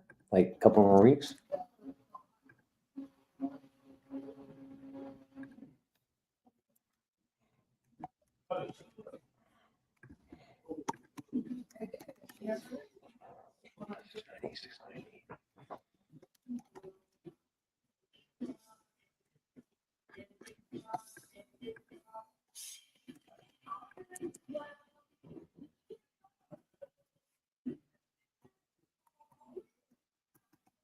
So this one's going for 749.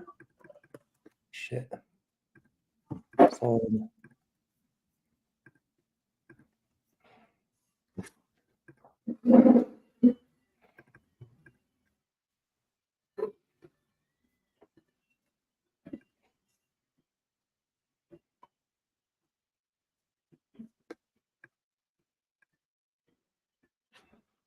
That one's hard.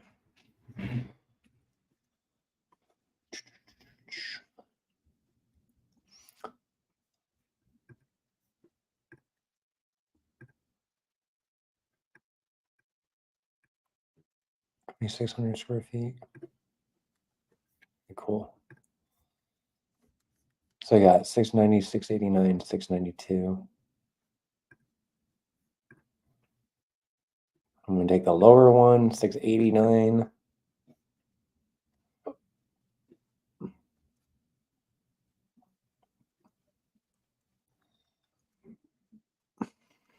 Oh, your built is 2023. This one's 2020. Oh, so this is a brand new build. This one's 2023. Do you think a year difference on builds is? I don't even know. What was that? So I'm looking at comps, but all the comps are new builds, right? This one's a 2023. All the other comps are like 2024. So I'm pretty much comping new construction, you know? Okay. So in this little pocket, you know, there's a 629. I'm looking at sold. So 629, 689, and 692. I want to take the lower one, 689. But these are all like 2024 new builds. Mm-hmm. And other ones are my comp is, or my property is a 2023 build. I don't know if like that means anything for like new construction. But I don't know. No, we're talking about 1 year difference. Yeah. No, not at all. It's not like you're talking about like 1990 versus 2024. But the Zillow estimate's way off. Like on my property, pretty much the same exact 4426, 4426. This Zillow estimate is 664, and the other one for the newer build is 684. So the Zillow estimate's, you know, a big difference. So I'm just trying to get ARV. Like, is my ARV? Like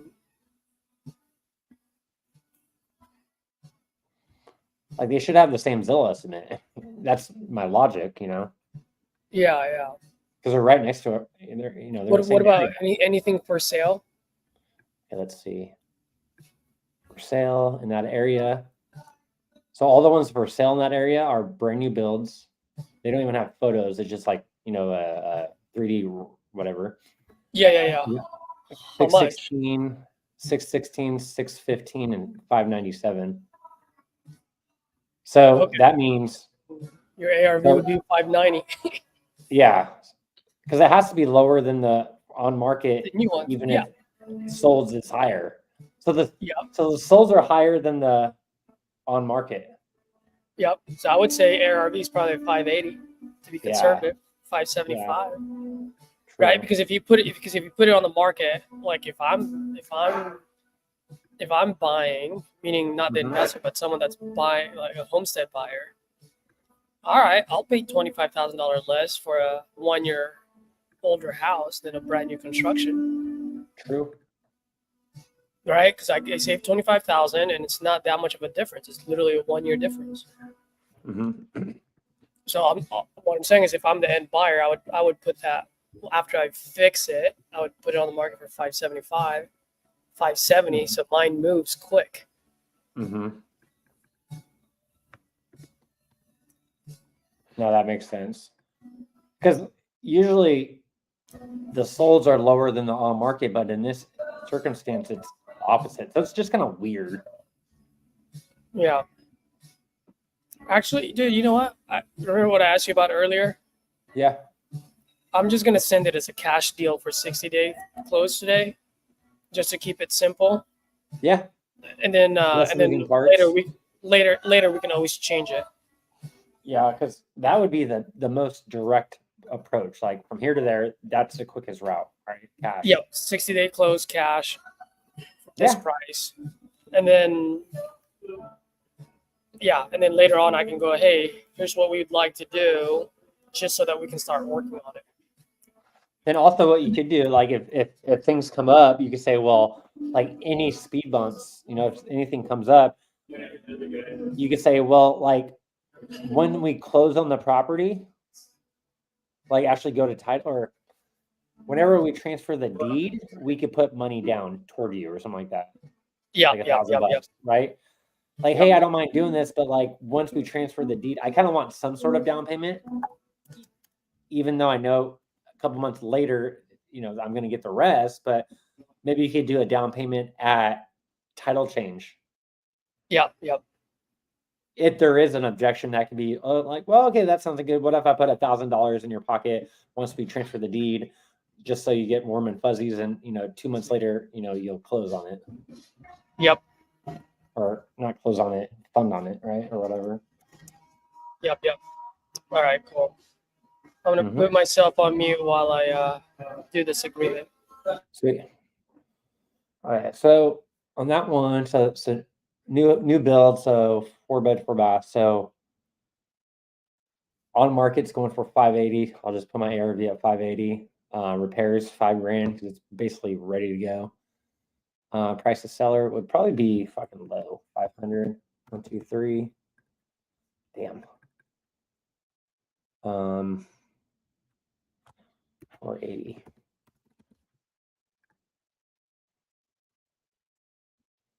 Yeah, this might be kind of weird on the calculator. Because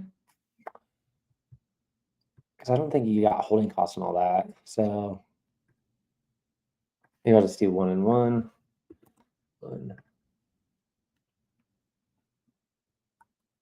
Still got the closing costs though. So let me type in my own. So ARV is probably 580. I had it at 700K. But that's because I was looking at the solds. The solds were going for 689, 700. But right now on market, you could get them cheaper. So but that looks like it's a little different area though. So the solds right there by the new ones are 530. New construction's hard to like comp against, or maybe I'm just thinking too much. Hyro, what's up? You guys use same link or different? I have no idea, but let me drop it in the chat. Copy. Here's the link to jump up. Okay, so ARV 580. I had 700, but let's go 580. Repair costs $5,000. Our offer price is probably like 480. Profit calculator. Who's got questions in the chat? What's everyone working on? Anything you guys need improving? For me, definitely get sellers to sign contracts on the phone. That's one thing I want to work on. You know, because the conversion rate is just a lot higher when you get them to sign on the phone. It's just a little bit easier. So that's kind of my struggles the past few weeks. Would love to know what everyone's struggling with, or maybe something they're, you know, just on fire. You know, they're killing it. You know, would love to know what you guys are killing it at as well. So this one is needs comping. So you got asking price, ARV, repairs, offer. Okay. Calculators on there. Do a 4-day follow-up real quick, or 5-hour follow-up.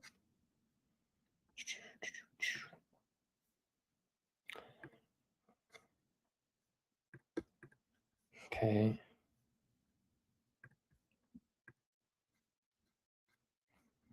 Okay, next one.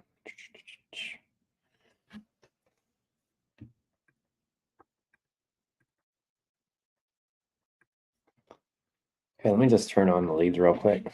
At least get one today. Okay, speed of lead.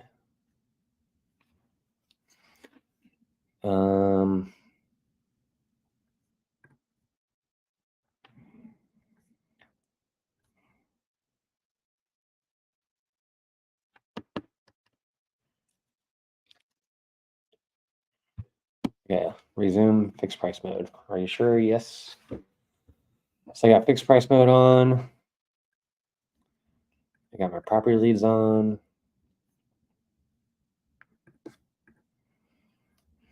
Bitcoin's pumping. Pump.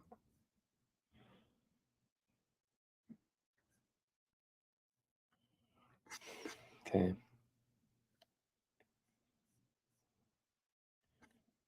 Hyro, did the link work? Drop it in the chat.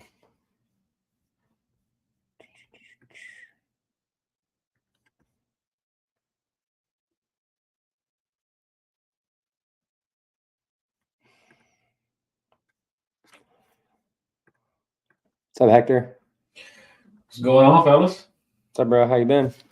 Been all right. Finally got my check in the mail, so it's a better day than today for sure. Right? It's like, There you go. got that notification. Oh, there it is. About time. So yeah, it's a good deal. You guys Like, pay me. That wire hit good, Caesar. Did you say you got your check today? Yeah, it came through finally. You went to go pick it up at the box, and Nice.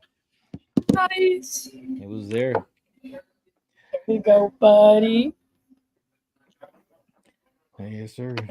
Hopefully we can do more deals together. Absolutely. I got a call from Scotty today. He was like asking. Apparently, they didn't get the keys yet for the house. Oh So no. he's like, hey, is there a lockbox? Like, no. Usually the guy Vince would open it for us. So I was like, I give you his number or call him so that way he can, put the key out there for you or put a lockbox for you want. But I'm sure he was willing to do it. He's pretty responsive. So Yeah. but, yeah. Oh, Hector, you sent me a message, I think, on Facebook about workflow. Yeah. I was going through my flows yesterday, trying to clean some of them up and just trying to streamline them. And I really like what you had. I forget what it was, the loop around. I was trying to find out how to kind of create something simple like that, simplistic for my flow. Want to share your screen and I could help you build it real quick? That's Oh easier. yeah, for sure. I can do that. Let me just make my screen bigger so I can see the little square. Move this over here. Yes, Brendan Clark from San Diego. I'll do a 60-day.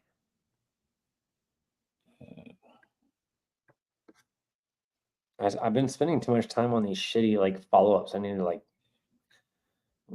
rip them and go to the next one. Do you guys get caught in that world sometimes? You like just follow-ups all day. Like, Yeah. Where's this one? you missed the lead on fixed price. Okay. I see the screen. Give me a second. You see my Yeah, Okay. I just gotta bring it to the front. Okay, there we go. So let me make this bigger so I can see it on my end. very good.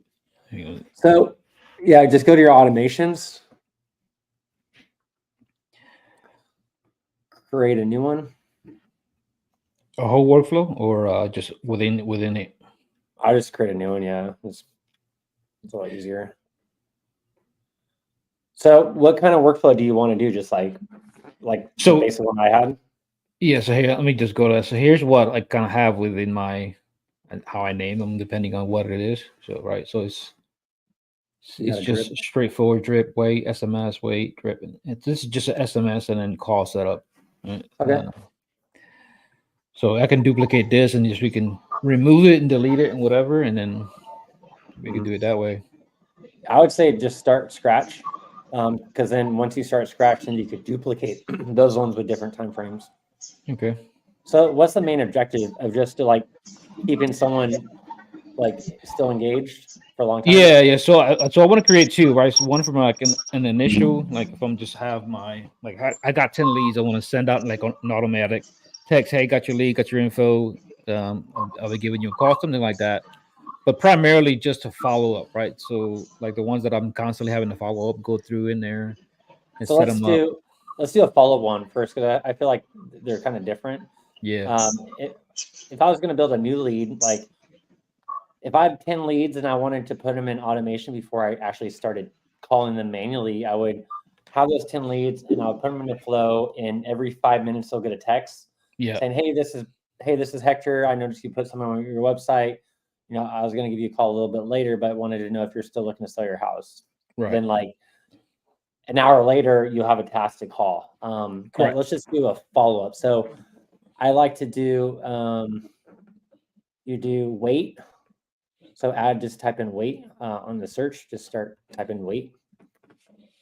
So it might be different words for the CRM, you know? Yeah, I think mine's is what is it? Where'd it go?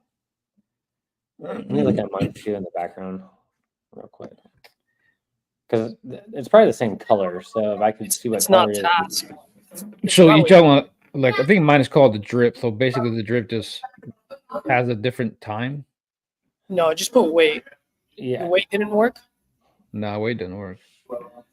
Oh, Let me see what color mine is. Mine is purple. How's it going, guys? What's up, bro? What's going on? So it should be purple on the workflow. Let's see. So just Whenever not you add guys trigger. finish, I just need you guys' opinions on something. For sure. Go to the plus Scroll button down. in the middle. Yeah, you don't want to add a trigger. You just want to go down until it starts looking purple. Hey, Oh, there it is, right there. there Yeah. it is. See, wait. Yep. So, do you want a short-term one? So I would Yeah. do wait 7 days. And I actually like to name them too, so I just stay organized, like I'm OCD. yeah, I do like wait and then the time. Yeah, 7 days. Yeah. Then do 7 days on there, and change it from minutes to. Yeah. Then go save. Then go add. Do a drip. Then do I do wait. I do 1 per 60 minutes just for follow-ups because then you'll just get back-to-back text messages and you got to reply. So I like to just get them over a period. So I do drip mode, 1 per 60 minutes. So batch would be 1, like 1 unit. Yeah. 60 minutes. Yep. You go back and name them, but yeah. Like, so I do like 1 per 60. That's what I say, like 1 per 60 minutes. I'm just like OCD, you know. All right. Yeah, I'll be like, here you go. Yeah. Then you save. Then you do add another one and do auto, to search auto, or just SMS. The auto one, yep, that one. The first one. Not manual, auto. Oh, Go back.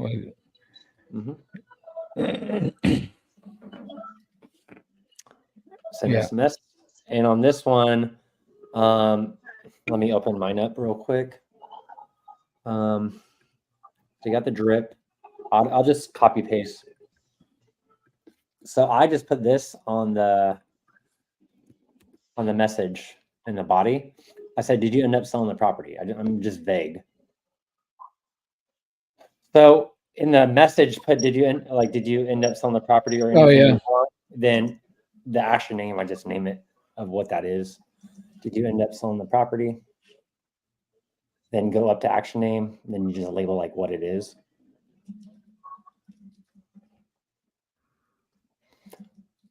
Then like do auto.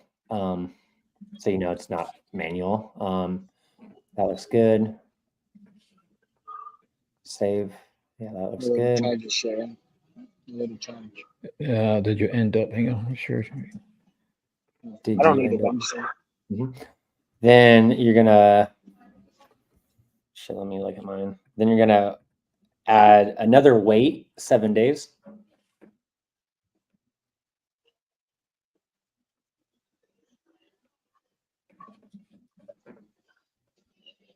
Yep, 7 days. Look, we're doing drip campaigns. So every 7 days. And then I go add at the bottom.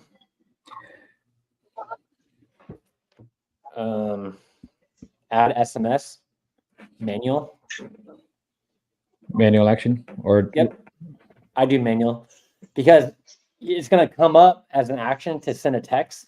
yeah, And yeah. in order to go to the next step, you need to send a text. So I call.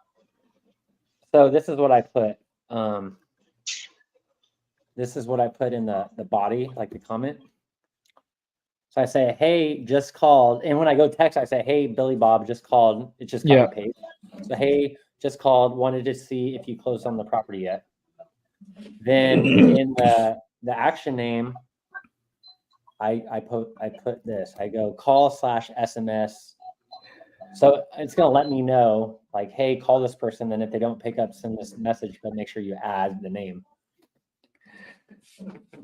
Yeah. You could do that. Sometimes when I upload leads, it'll show capital letters for like the whole first name and last name. Yeah. So Yeah, I try to make sure that they're capitalized properly, so I use that. okay. So yeah, adding those parameters, you're not going to run into none of that. Because I would say avoid the brackets, but if you already do a good job at your data, you know that will alleviate the copy paste. Right. Okay, so hey, blah blah blah, just called, and you could test it. You could do like text. Yeah, I tested to my number. Yeah, I usually do that. Just called. Period. Wanted to see if you closed on the property yet, or some version of that. That's what I like to do.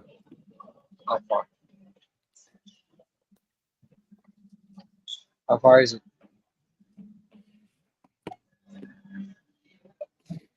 Then I just label it call / SMS manual. You just called. Yeah.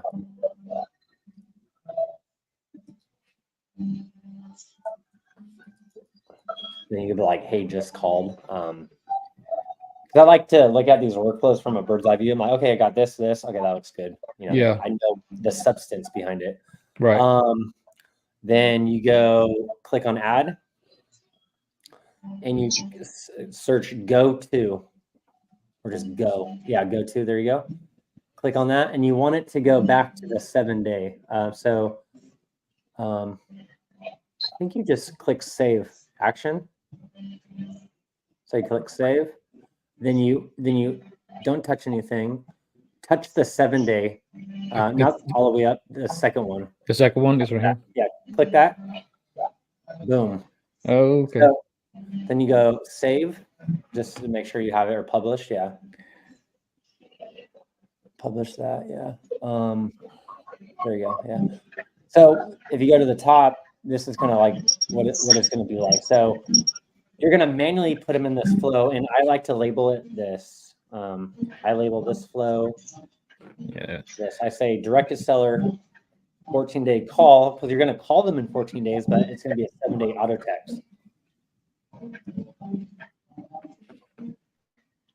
Yeah. So, you're going to be talking to a seller, and you're going to do a follow-up. It's a short-term follow-up. You're going to put them in this workflow. They're going to wait 7 days. They're going to wait 1 per 60, so you're not sending out a bunch of text messages. Right. The first auto text is, did you end up selling the property? If they respond, you'll remove them from this flow. If they don't respond in 7 days, if they don't respond to that text, you'll get a task to call them. And SMS, if you don't get a hold of them, then you'll send that text message, but it'll be manual. Then it'll go loop back in that 7 days. So go to your settings as well, at the top where it says builder settings. Yeah. Settings. Allow reentry, allow multiple. That's fine. Go to account time zone. Okay, that looks specific time. Go down. That it's just a toggle. Yeah, toggle. I put Sunday. I put every day on the bottom. Click on every day. Then I just do from my account time, which is here in San Diego. I want them to be on a buffer where they're not getting it too early and they're not getting it, when they're sleeping. Yeah. Because you got to think about the auto text will live in this parameter. Gotcha. Yeah. Okay. So on mine, I got on West Coast. Mine looks like 8 a.m. to 5 p.m. San Diego time. So where are you at? Central. So yours would be, yeah. You don't want it to send out 9 a.m. or earlier, or 7:30 p.m. or later. Those are kind of like your buffer. Yeah. Right. So that looks good. And I would just save it all.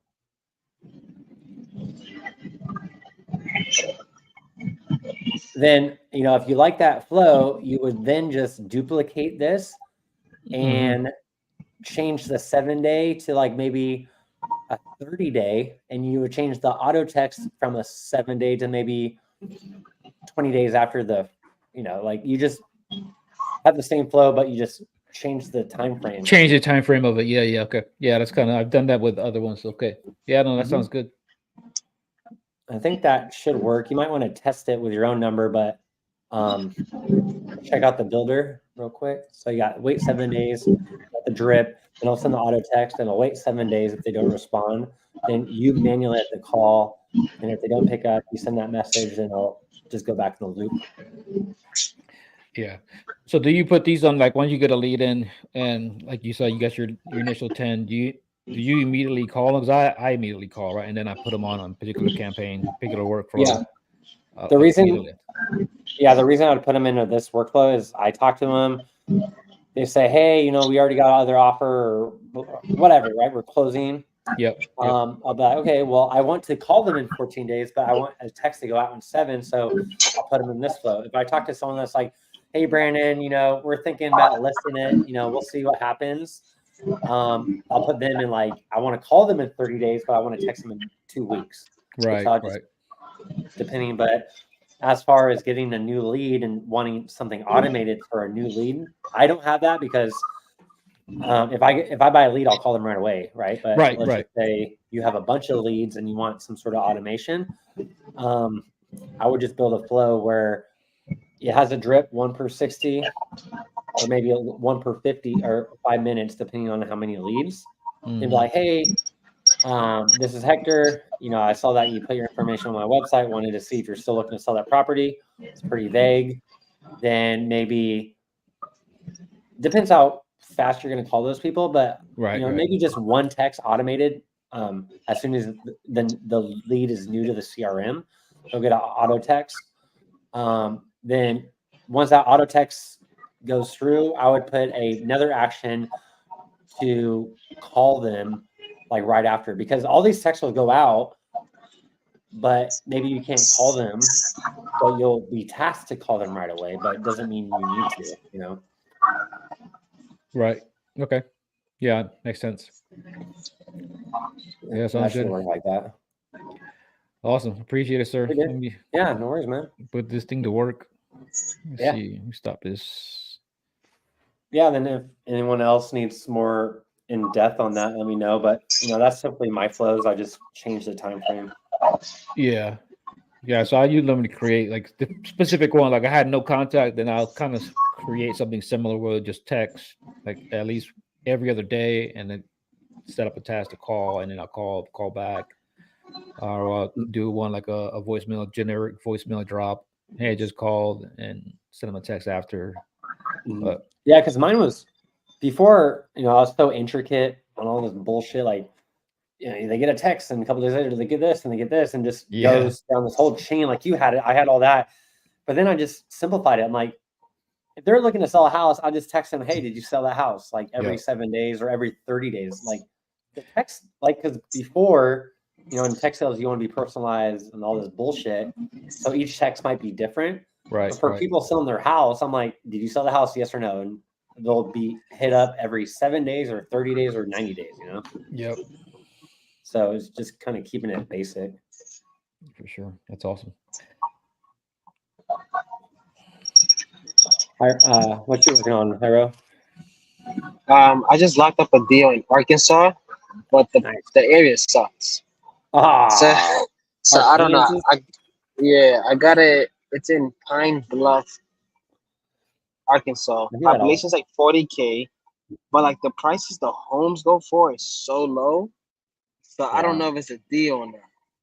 And I'm having trouble comping it. I just saw as is comps selling for like 25K.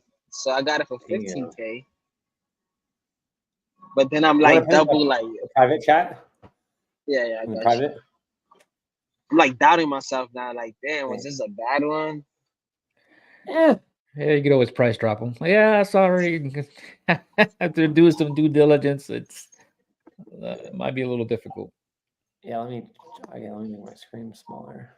Hey, Brandon, is Robert in the waiting room? No. Okay, I gave him your link. I think he's on my link. That's. Oh, I gotcha.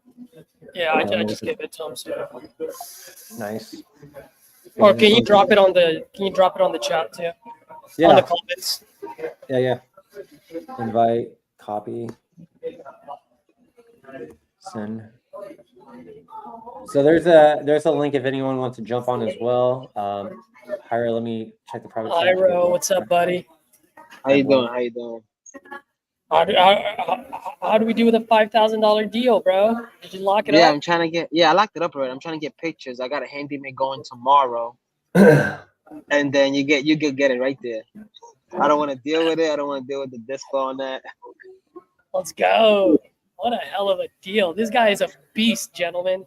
Tell him how you did it. Come on. Tell him how you did it. I was just talking to them. I don't know. I gotta record my calls more because I feel like I be having some good combos and I just don't record it. Like I just locked up a deal earlier. The guy wanted like 25K and I just said straight up, I need it for 15. I can't take it for anything above 15. Yeah. And then he was like, let me check with my mom. And I was like, is your mom in the other room? And he's like, yeah, but I want to talk to her later. I was like, talk about it right now in front of me. So I know put her on the goddamn what you guys phone. are talking about it. Yeah. So I know what you guys are talking about. And then that's how I just locked it up. But I still think it's a bad, like. But Ira, the one that I'm talking about is what's the ARV on that one? How much did you lock it up for? On the 5K one? Yeah. Hold on, I think the ARV is like 160 or 140 or something like that. Yeah. and he locked it up for 5. Is it a full Yeah. gut? It's a full gut, but I got a renovation at 70, 60 to 70. And 60, then 70, all right, so let's just say 65. So that gets it to Yeah. 130. 12% of 170 is about 20,000. So I think the investor makes like 58 or something. you're what? I said I think the investor, the buyer, he makes like 58 on it after my 15K assignment fee.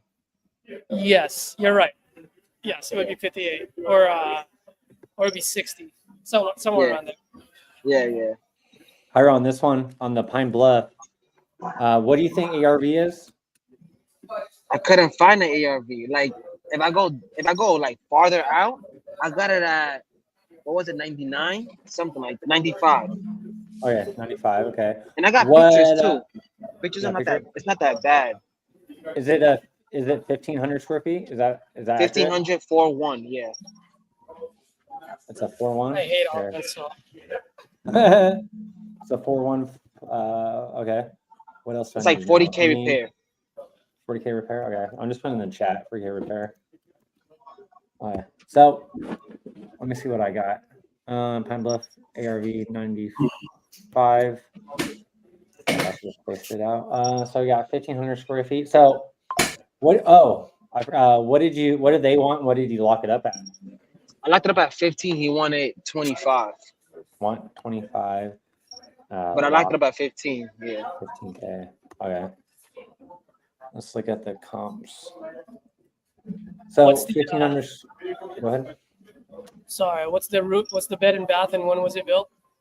4-1 built 1890, I think. Old. Okay, so I see they're all going for 7, 14, 15, 18, 22. Those are bad condition. Are you using Preview? I'm just using solds in that area in the Oh. past Yeah, okay. 12 months. Let's look at Privy though. Not Is it a full rehab or what? No, it's not full rehab. It's just it needs updating. It's in bad condition, but it's not full rehab. It's like it was used as a rental, so the tenants didn't take care of it. Damn. Everything when I have it on Privy just wide open with no filters. There's 3 properties that sold 19K, 22K, 14K. Yeah, and those are in bad condition too. So that's why I got my comp at like, all right, if I can sell mine for 22, I'll make 7K. That was my like how I went about it, but I don't have a true ARV. I see something on the market for 135, but it's not selling. I see one for 76.5, but that's a 4.2.5, 1710 square feet. Yours is 4.1 with the square footage. 1,500, 1,520. And it's sold for 70. I feel like people don't put any money in these properties. Like on market, they're all not shitty, but yeah, they're all shitty. Like the 42s on market. So I'd say ARV is about 60, 65. Yeah. Or honestly, I think ARV is like if people don't even repair their all the properties on market right now are all just shit. So do you do ARV? Like, do you do after repair value if there's no really fixed flip properties? So like that's what I wasn't doing. I was just going as is. If they're selling in that condition at 22, I should easily move mine for 22 and that and mine is actually better than that. Mm-hmm. Let's see. Sold. Because I couldn't find ARV. Let me get rid of the property like details. Let me get rid of all this shit real quick. I'll share my screen. Present. Where's the one we sold? Save. Window. Entire screen.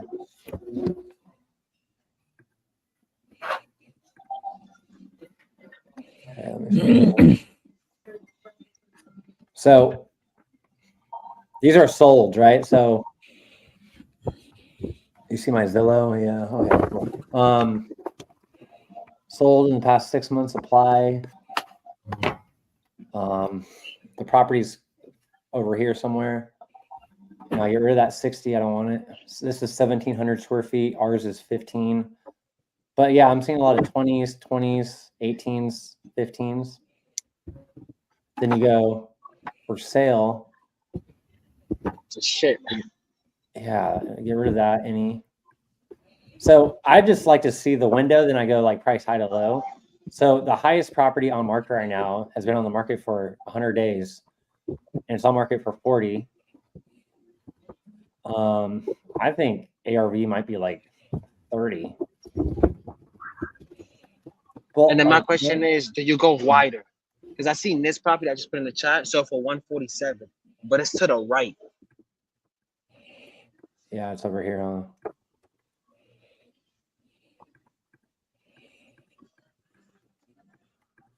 Let's see. Looks like sold. You don't want to, search for higher comps, but we're not finding comps that are flipped. So let's go a little wider. Square foot.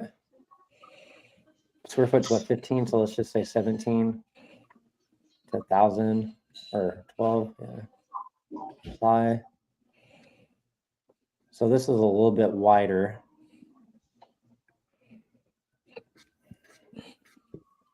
Price high You see a property itself for 7K.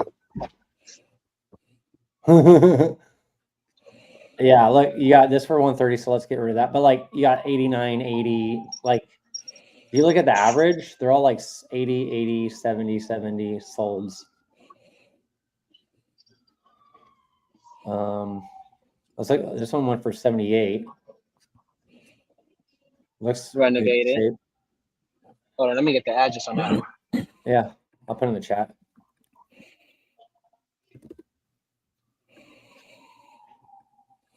But yeah, let's go to profit calculator. So let's just say ARVs sold for 78.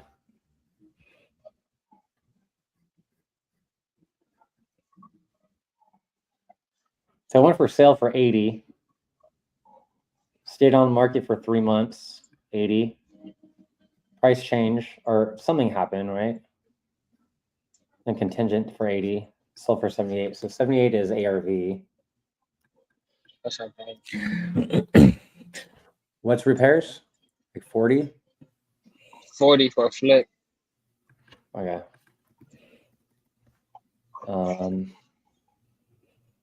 You locked it up for 15? 15.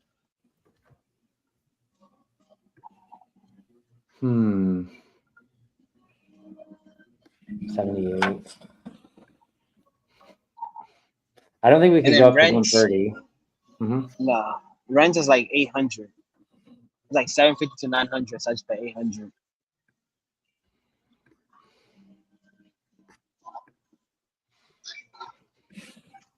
So the landlord's there. You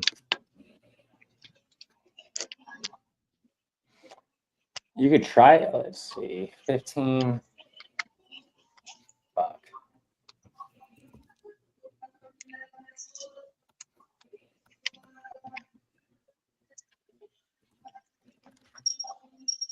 Fuck.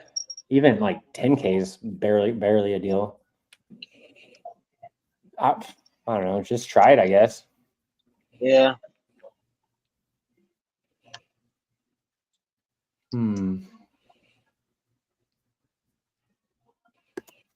Yeah, because you don't want to put your ARV of.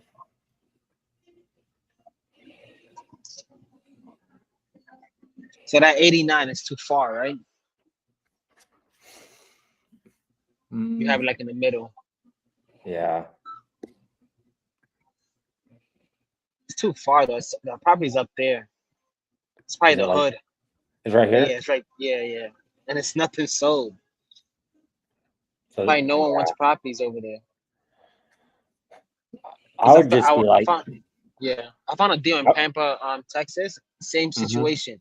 Nothing sold in the area because it was too hood. It was too so it might be the same situation. Yeah, I would just be like, hey, like, well, you already locked it up, but I just post on Investor Lift, see if you got any traction, and if you don't, be like, hey, like, the market sucks right now. You know, Yeah. look, everything's not like no one's flipping in this area, right? So it's kind of hard for an investor. Like, I either need to cancel the contract or we need to lower the price because I'm not getting any bites, you know, even from my partners that I'm working with on deals in that area. I kind of just bullshit it. Maybe. Yeah. But if I don't get no feedback at 15K, it's no point of going 10K. Right? Yeah, because if you post it, you'll get low balls, and you just need to figure out where those low balls are at. Yeah. If they're low balls that you're like, you know, that makes sense. Let me go back to the buyer or the seller. That's what I would do. I just try to dispo it, see if you get any bites, even some low ball offers, and try to do some walkthroughs. And if the buyers are coming in at lower, be like, hey, you know, based on our walkthroughs, like, I hate to say it, like, we need to be lower. Like, it is what it is. Yeah. Just the numbers don't work. Yeah. It's just rough with properties where like they're basically giving them to you. Yeah, literally. It's just hard. I wish it was the higher price points. Yeah, but a lot of times the wishing never turns into reality. Sometimes, Yeah. Like, damn. But yeah, I would just try it. Fuck it.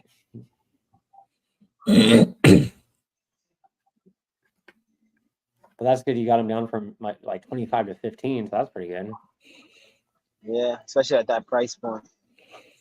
Yeah, it's like what do you do as a negotiator?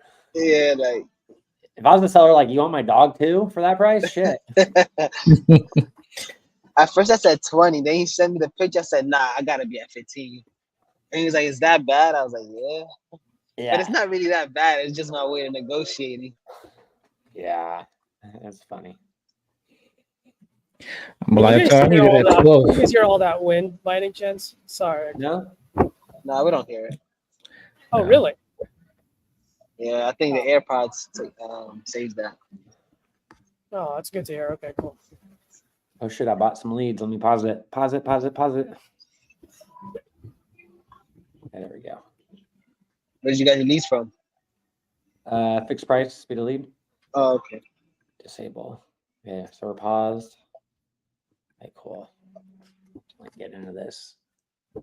Have you guys tried the exclusive ones on Speedy Leads? Yeah. Like the ones you actually like look for them and you buy them. Yeah. When they have the coupon club, or not coupon club, but when they have the sale and you could use them on exclusive leads, I bought them like that.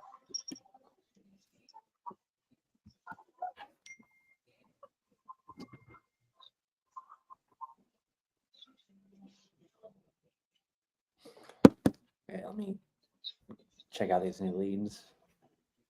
They're any good. I think I got like 3. Okay, 1, 2, 3. Yep.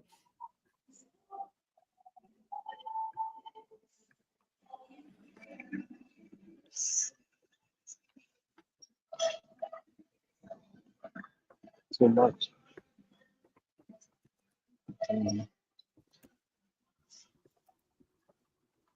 Let's see. You think that's a deal? What you working on, Robert? Hey man, what's going on, guys? I just made a call to a lady that is a registered nurse getting ready to retire. You want to take a guess at what her property portfolio looks like? Does she How have a many lot of properties do you think this girl has? Registered nurse. 10? 29. Pretty good. Damn. The But OnlyFans nurse. I don't know that they're worth a whole lot. And then her sons own 5, including an apartment building. I said, you want to smoke the whole portfolio? She's like, maybe.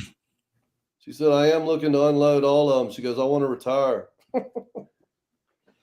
I'm like, well, you can't. She's like, I've been getting calls from so many of you guys. She said, honestly, it started sketching me out. So that's what you get when you put your information That's what online. her background is. I was like, oh, Jesus. And she said, "Are you gonna try to wholesale these?" And I thank God I'm in RJ's class, man, because I just took the hit and rolled with it. And then she was like, "Okay, call me back tomorrow at 2. I'm walking into a meeting." I said, "Honestly, ma'am, I church of what works. You know, so do I wholesale some properties? Yes, I do. I look at the situation, fix and flip, buy and hold." And she was like, "Okay, I can deal with that." I was like, "All right." She said, "How are you going to do a fix and flip out here in Oklahoma if you're in Florida?" I was like, "It's going to have to be a really good deal, ma'am, for me to get involved with all that. But I got partners out that way if I need to." It'd be like if Elon Musk could catch a rocket ship with chopsticks, I could do a flip out of state. I think I'm Yeah, good. yeah. I'll be Oh right back. God, guys. Hey, Brandon, have you got your Trump hat on? Always. Oh, dude. Do you get any flack for wearing that in SoCal? Not really. You know, Yeah. during the Hillary election, yeah. Then during the Obama or during the Biden, it was a little bit more hostile. But now I don't think people get ridiculed in liberal cities for wearing Trump hats because they're just used to it. Like you've been hearing he's racist all this shit for 10 years. Like, Yeah. But you honestly, tell them, like, yeah, I'm a racist, man. I got a yeah, multicultural marriage, but I'm the racist, man. I hear you. I got a Mexican dog from TJ. I got a black sister. I got a Chinese wife, and most of my uncles are marrying south of the border, like Guatemala and all this bullshit. I was like, I'm fucking racist. No. Yeah. Oh God, dang, dude. But yeah, like honestly, I just ignore people, or I think what hurts them the most is just me being in a good mood, happy mood. So, the worst is, you got a Biden supporter or whatever, being offended by a Trump hat, and they're all fucking going crazy, and I'm just smiling, enjoying my day. Like that's the worst for them. But being in San Diego, not so much. When you go up to Huntington Beach, like it's MAGA country up there. It's gnarly. But I'm telling you, man, I think they're gaslighting you guys on the West Coast. I don't think they're voting for all these corrupticons, man. I think they took over your elections decades ago, man. Yeah, and I was hoping we'd flip, but people are just dissatisfied with. Fuck, I look right down there. There's like 50 homeless people. Like it's a joke. Yeah. But as far as walking around, I just don't care. I don't. If people want to say I'm racist, all this shit, I don't care. Yeah. And if I was racist, like who cares? Yeah, exactly. Even if I was, cares? what difference would it make, man? Why does it affect your life, your money, your family? Like, it's just so funny. Like, if Trump was racist, why would he have black people, Mexicans, trans? Like, I don't think he's trans on the rally, but homophobic. Why would he have gay people supporting him, black people supporting him? Like, it's just so dumb. Like, it's not race baiting, but identity politics. But out here in San Diego, I don't get any pushback. If I do, I just don't fucking care. Well, what are they gonna do? Like, they're all soy boys. What am I gonna do? Exactly. I walk around with my knife. I don't care. I lived in Northern California for about 4.5 years. I can guarantee you there ain't nobody up there voting for Kamala up in Redding, California. Yeah, and it's just very telling where we're in California, where Kamala's from. There ain't no support out here. Like you'd think, being in California, there'd be at least support for the Democratic Party, but there is none, which is funny. Yeah. But as far as getting harassed, I honestly welcome it sometimes. Like I just don't care. Yeah. I'm like, I'm a Marine. You're not gonna. I'm a Marine. Like I literally, to tell a small story, during the Biden election, down in like Carlsbad, which is like northern San Diego, I'd walk around with Trump flags with my buddy, and I literally had a shirt. You've probably seen it, but it's like Statue of Liberty, and the chick's holding an AR-15. I had that shirt, and this one liberal walked up to me and was just, "That shirt offends me, blah blah blah," and the gun offends me, blah blah. And my buddy Bill, he's a big fucking guy. He was right next to me. He was like, we didn't have that fucking gun, you'd be speaking British right now. So like, shut the fuck up. Like, you'd actually have proper English, you fuck. Right? It's just funny. Like all these soy boys trying to like, if it came down to it, and I'm not provoking anything, but like honestly, if it came down to it, who are the people joining the military? Who are the cops? Who are the rescue firefighters? Like they're all Republicans. Like you're not gonna step to us, even if there was something like, nah, bro. Bunch But of virtue signaling fucktards, man. I'll tell you what, they're an embarrassment to themselves, man. It's just, I get a kick out of it. I don't have to deal with it as much over here on the East Coast, man. I guess if I went way up north, you might get a little snout full of it, but well, it's just the Tell you loud what, minority. It's the very loud minority. They're not the majority. They're just the loud minority. I So know, man. Most so of they them think, don't vote anyway. yeah. I don't buy that. I don't buy that she pulled down the votes they're saying. I don't buy that for one fucking second. You telling me what 14 million people voted for that whore? Absolutely not, dude. That's funny. Hey, do you use batch? No, I don't use batch leads. I like batch leads, but I use prop stream because my buddy had it and we used her account. But I like batch leads. Batch leads is good for pulling estimates, mortgage information. I never really pulled leads from batch leads, but you could do that as well. I just signed up for it, man. I'm using both, man. We'll see how it goes. God dang. All right.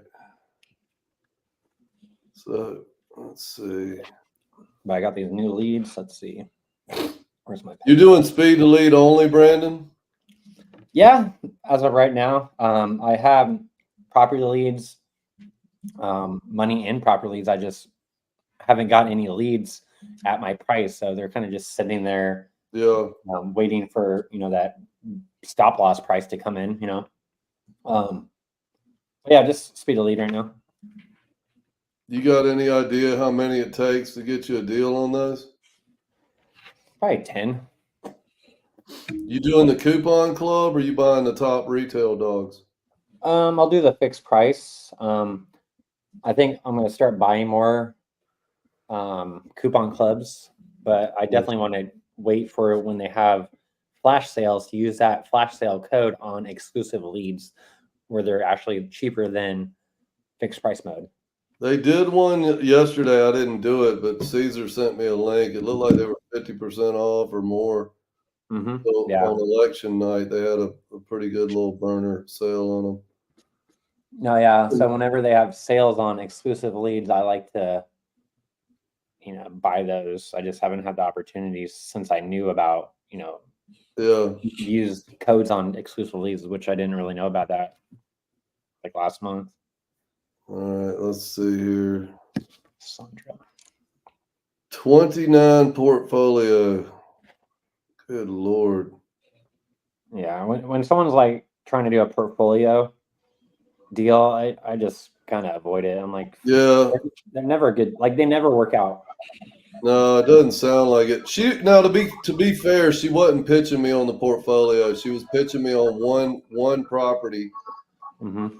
And I, like I said, she was showing up on PropStream with a big old wad of properties. And I asked her, why was she selling that? Huh? Why was she selling that only one property? I don't know. I didn't get into all that, but that's a good question, isn't it?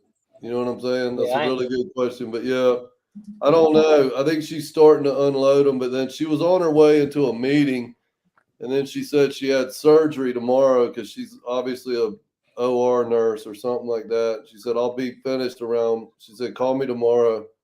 I'm going to call her back. We'll see what happens. But I picked her off at speed to lead because I could see. I think she actually is trying to sell, if I had to guess, 2 or 3 of these properties because I noticed this weird Oklahoma address, and I guess she had entered them all about the same time, so they were popping at the same time. I figured if I buy that lead, it's probably the same person. You know what I'm saying? And it ended up, I was right. That she's got a whole. Ended up as way more than I thought. But yeah, I mean, does it go anywhere? Probably. Who knows? You know what I mean? Are you only doing speed to leads? No, I've been doing I start out every day calling through canceled and expired, and then on Mojo, and then because I was just slinging appointments, like listing appointments to realtors, and then I just recently started to incorporate this wholesaling stuff into what I'm doing, so I'm still pretty new at it all. But I'll tell you one thing, man, the wholesaling, I wish I'd have known that when I first started slinging listings because it's made getting listings a lot easier because when they hear the wholesaling price, most of them are horrified. You know what I mean? Yeah. Yeah. Like, oh, fuck no, I don't want anything to do with that. And I go, well, no, I figured as much. Let's talk about wholesale versus retail. And then it gets you into a conversation, which is the hardest thing to get on call. I don't know if you've ever called expireds, but it's a pretty hostile selling environment, man. I mean, because they're getting just hammered that morning with every realtor's just calling them. You know what I'm saying? You're like one of 20 people calling them in that same day. And they're just like, God damn it, I fucking told you to not call me again. I'm like, sir, I haven't called you. Yes, you have. I've had fucking you faggots call me this morning, God damn it. Da-da-da. They start going off, you know what I mean? So, yeah. That sounds like calling foreclosure leads. That's how usually it goes with those too. I can imagine. I haven't done a whole lot. I've only tried foreclosure leads like a couple of times, man. But yeah, it was similar. I did get some heat on that, but yeah, if you want to get some hostility on the sales floor, just call expired listings, man. On the morning I'll pass. Dude, I'm telling you, I get good leads out of it. I got a deal Caesar and I are trying to close right now. Guy has 2 beach houses, third row beach houses. It looks like we got a decent chance to lock them up. That was off of calling through expired. So I don't know.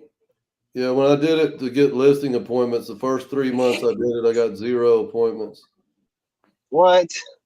0 appointments for 3 months of calls, and then I cracked the code on it. This past October 1st, I got 8 listing appointments in one day. Oh, okay.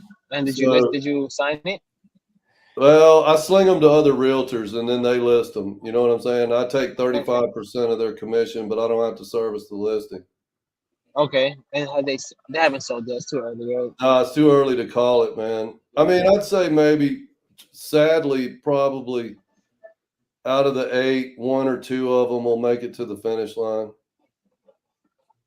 But just goes to show if you stick with something long enough, even my dumb ass can learn how to do it. What market are you in? I'm over in Jacksonville, Florida. Oh, okay. Where are you? I'm in New York. Okay, you upstate or you in the city? In the city. Oh, gee. Dude, how do you fucking comp those properties, man? I got 2 properties I'm trying to comp that are in like Brooklyn and Manhattan. Dude, this shit is tough. I thought it'd be easy. It's actually very difficult, man. Manhattan? Where in Manhattan? One of them's on I don't know. I'd have to go look them up. One of them, I remember the name of the street because it was a funny name. It was like it was on Nagel Street or Nagel Avenue, Nagle. It looked like it was up on the northeast or the northwest side, kind of up near where those tunnels go across. And then the other one was one of them was in Brooklyn and one of them was in Manhattan proper. And I was trying to comp them, and it was like the valuations for seemingly the same stuff was just all over the map, man. Like in the same building, you'd have like this one, same square footage is $1.5 million. This one's 700,000. Same year build. I'm like, what in the fuck? What's the secret to that shit, dude? It's impossible to wholesale in the city. You have to go outside the city. Brooklyn is possible. Manhattan, you're not wholesaling. You probably was in like Spanish Harlem, or you probably was like in Dykeman, like by the I have no idea. Yeah, I don't know where the hell I was, dude. It was just like tons of property all around, as you can imagine. Was it a house? No, it was in a building. It was like one of them was a co-op, and I'm not even 100% sure what the hell that is. Yeah. You know what I'm saying? I'm a fucking South Carolina boy, man. I was way out of my league, man. I was like, holy shit, man. But yeah, I got one of them was owned by a realtor, so that was my first red flag that there's probably something off with it. But I think Brandon's in the call. Brandon's, he needs to unmute himself.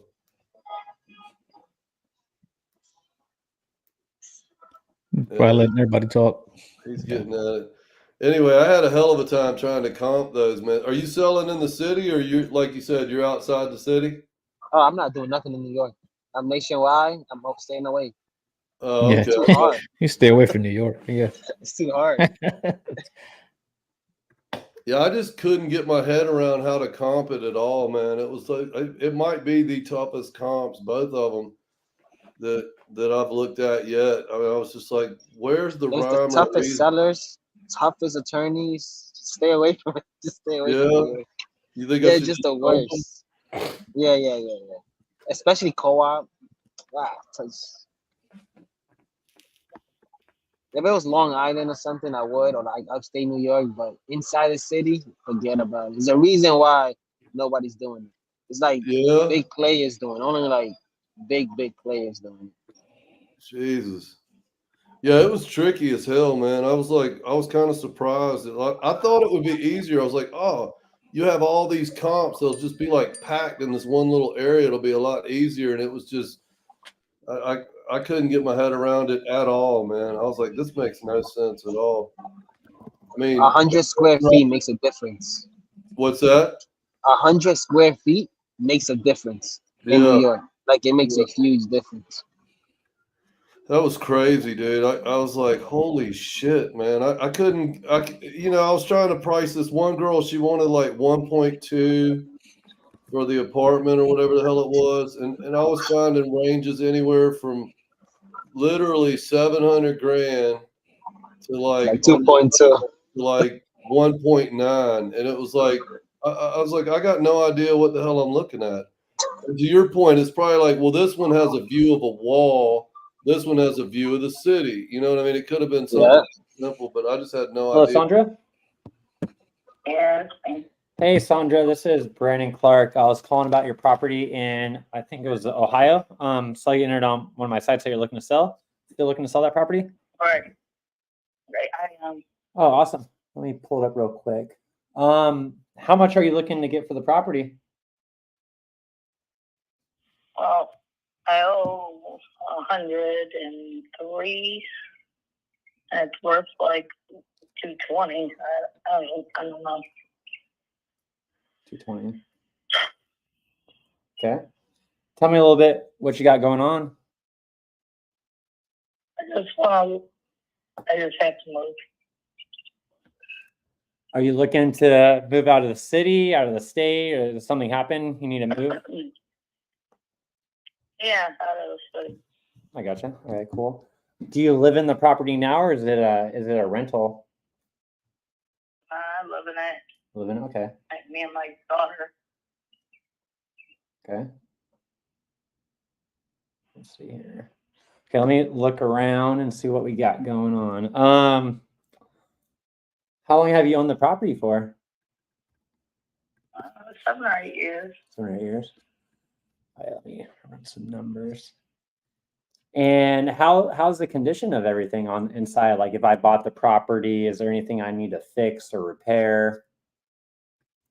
Well, there's always stuff to fix and repair.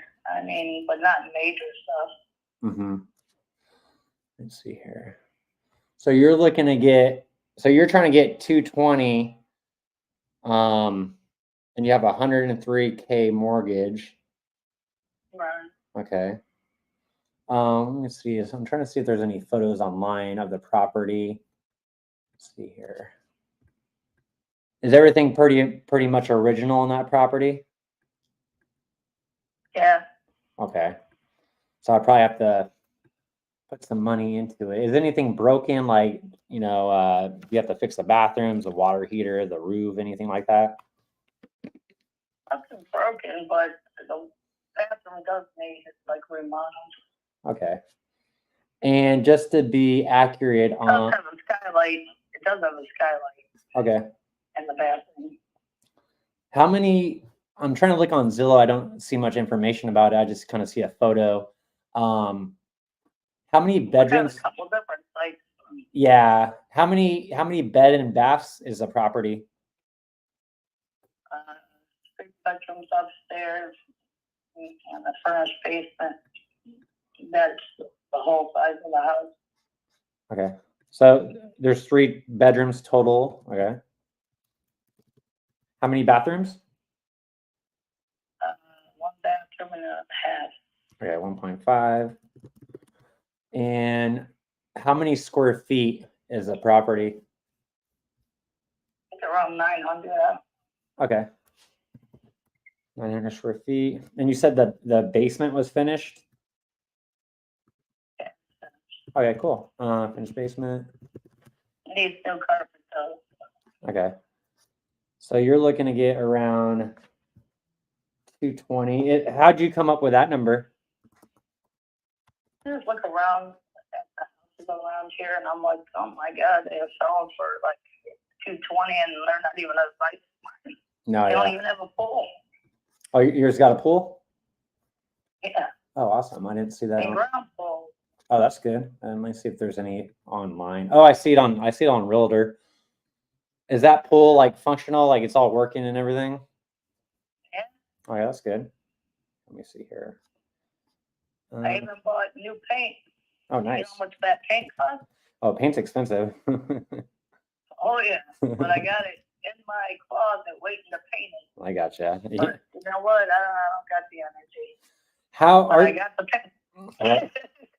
are you in a rush to sell the property? Like, because I'm just looking at that neighborhood, and I'm thinking 220. You might more than likely get that on the market, with a real estate agent. Because I see some properties that sold by you 120K, 115K. There's one that went for 210 off of Ashland Drive. Let me look at that one real quick. Yeah, that one went for 210 on Ashland, and that one's all fixed up, nice wood flooring, 2024, kitchen. So, if you're looking to get that 220 purchase price, for me as an investor, that's going to be pretty difficult. Are you guys in a rush to sell the property, or you have some time?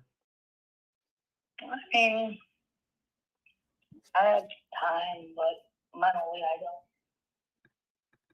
don't. Mm-hmm. Because I'm just trying to see, like, as an investor, if I bought this property, I put some money into it, and I need to make sure I can make a profit. But usually that number is a lot lower than market value. Yeah. I get it. So, with an investor, you get, speed and efficiency, and we buy the property as is, and we pay for all the closing costs. So you don't really have to deal with that stuff. Is there much wiggle room on that 220? Sure. Okay. Let me see where I would need to be, if I was to buy it cash. Like if I'm buying it cash as is, and we're not dealing with any, real estate commission and none of that stupid stuff, so you could save some money. If I was to pay for all that and bought quickly, what's the best price you could do for me? Throw me out a number. I don't know. Okay. All right, let me just see what's going on. Like I say, the pool needs painted. Mm-hmm. But I bought the paint, so I bought a new pump for it. Mm-hmm. That's $1,000. Mm-hmm. So, like I said, it's more cosmetic things. I gotcha. And the bathroom, it does need a working over. So you're saying mostly, so everything works in the property, it just needs a little bit of updating, like 2024? That's what I'm saying. I gotcha. So based on the square foot of your property, I think you said around 800, 900. Yeah. I need to calculate how much I would spend. So I'm thinking roughly around 25 grand on a property that, small or big. That sounds about right. Yeah. So, I'm kind of working backwards. So if properties in your neighborhood are going for, I see this one went for 210. Another one went for 210. This one went for 195, but that's not a brick house like yours. Yours is all brick, right? Not all brick now. Okay, but it has brick. Okay, good. So I see some 190s, 210s. So Got hollow windows throughout the house. Okay. Yeah, because I'm trying to figure out, if going with a real estate agent might be a better option for you. But, if you're in a rush to sell, I could definitely be a solution. It just comes at, a lower price, unfortunately. Well, I can keep it in mind if you give me an offer. Yeah. So I'm just looking around the neighborhood real quick, on Zillow to see what's stuff's selling for over there. So I think your property fixed up, it could be worth, let me do some math real quick. Bear with me. I think if I fix up the property, it could be valued at around 220 maybe. So if I'm paying for the closing costs, I'm putting about $25,000 worth of rehab. I got my holding costs, why I, take a loan out to do the rehab. So I would need to be around, let's see here. So you're looking to get 220. I would need to be around, let's see.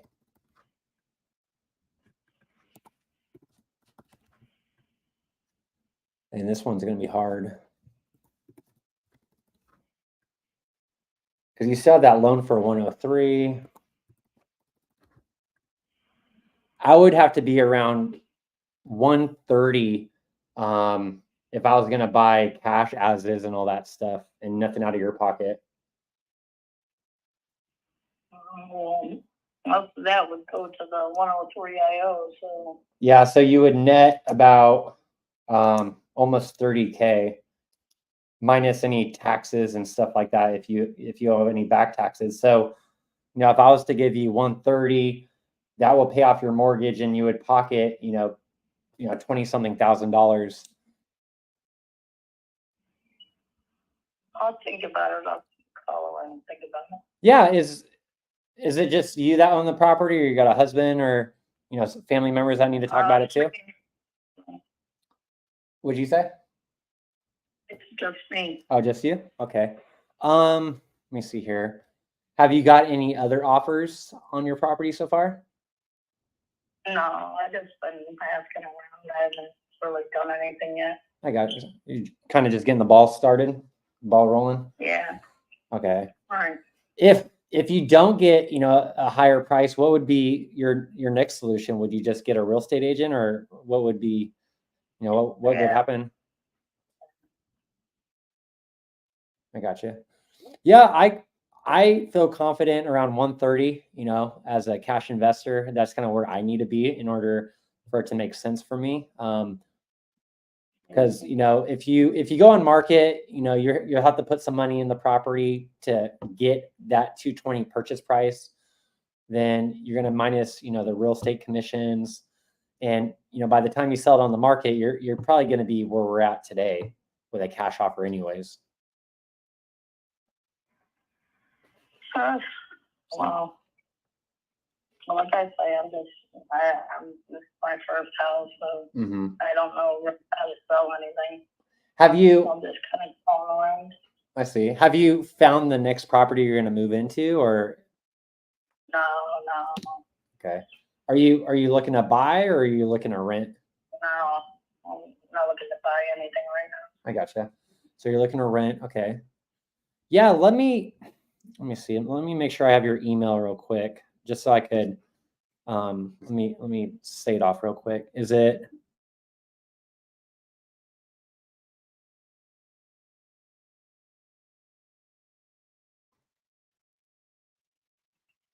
At Gmail, yeah.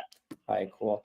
What I could do is I could send an agreement over to you, saying, hey, I'm willing to buy it at this purchase price, buy as is, and I could close in a few weeks to get you your money, and you could be, out of the property, super fast, and you could take a look at it. It's a quick 2-page document. And if that number seems like a good number to you, I just kind of want to go over what would be the next steps. You would sign that agreement. I would coordinate with my team and you for us to come out to the property, verify the condition, say, hey, you said, it needs some work, but nothing major, mostly light cosmetics. We'll walk the property, you know, based on the quick walkthrough, be like, okay, yeah, this looks about 25K worth of rehab. You know, we feel confident, let's push forward. Then if, you know, we push forward, you know, we'll keep going with escrow and the title company, and you'll have your money probably about 2 weeks after our walkthroughs, if that sounds like a good scenario for you. All right. Like I say, I'm just calling around saying. Quick question as well, Sandra. If you got that 220, would you sign today? Like, are you that ready to sell the house, or you still need some time, even if you did get your price? Okay, so you're ready to go. You're just trying to get the best price that you can. I gotcha. Well, let me send an agreement over to you, and are you able to check it out tonight if I send it over to you? Okay, so I'll work on that agreement. I could send it your way. Then, you know, we could touch bases tomorrow. If it looks good, you know, just go ahead and sign it. If not, we could jump on a phone call and kind of go over, you know, if you like it, or if not, maybe we have another solution. But I could work on that and send it over your way, and we could chat tomorrow. All right. Thanks, Sandra. Appreciate it. Yeah, I'll work on that and I'll send it your way. Bye-bye. That one's hard. Brandon, Mhm. I got feedback for that call. You I build bet. rapport after the offer. Why don't you build it before? Because You I just already want to make sure lowballed that. her, so she wanted to get out of that call already. No, yeah, I feel you. I don't know. I feel like if I built rapport, I'd be on the phone for 30 minutes. You know, just. Yeah. You know what I mean? Yeah, But I do see your point. I do see your point. Once you lowballed her, she wanted to get off the phone. She's not gonna look at your contract. 130 is way too low. You don't know what she want the money for. And then once she said no to your offer, then you started trying to build the rapport. You did it anyway. You should just take your time. It's not like you got 50 leads right now ready to go. No, I got you. Yes. I think she just. I think she wants to sell. I just don't think she has knows her price, honestly, too, right? What was the ARV? I don't know the property. I just. Yeah, so I'm looking at on that one on Privy, like a property right next to her sold for 120, 115. Then there's a 210, another 210. So they're all over the place, honestly, on this property. But I had ARV at 220, 25K worth of rehab, 130 contract price to seller, 10K wholesale fee, and it was about 28K profit. So it looked good on paper. Yeah, she just owes too much. So yeah, like she owes 130. No. She owes 100. Yeah. So she's thinking about that 30K. What's she gonna do with it? Not much. Yeah. I see her situation. It's a tough. She's like at the middle point of her equity where she's got some, but it doesn't have too much. Yeah, right? exactly. Yeah. I didn't really sense a lot of pain either, too. You know, honestly. How long she's been in the property? She said a couple years. Let me look it up real quick. Home details. She said it to you. I don't know if she said 3 years or 30 years. But it's not 30 years. Oh, 7 years. 7, 8 years. Yeah.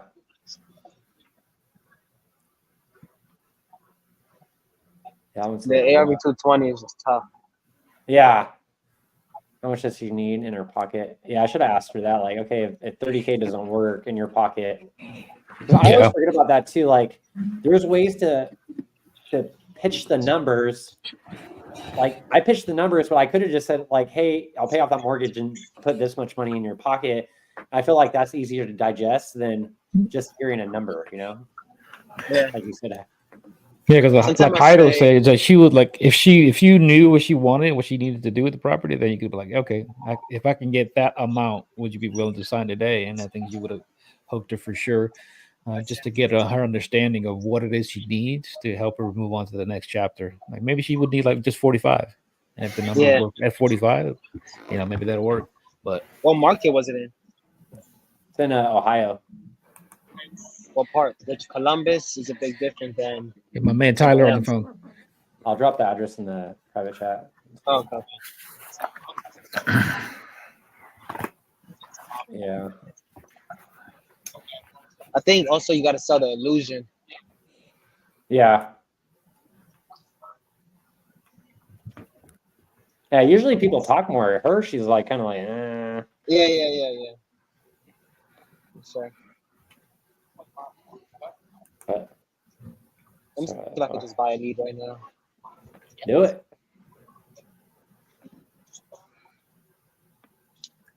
Okay. Did you ask her where did she get the price from? Yeah, I asked her, how did you come over that price? She's, oh, you know, what's been selling in the neighborhood. And I was like, yeah, I see that, but I also see some 120s, and that almost gave her a heart attack. Yeah, she's like, what? I didn't hear that. But then I was like, well, those are like, you know, more like, they look like manufactured homes kind of, but they're not.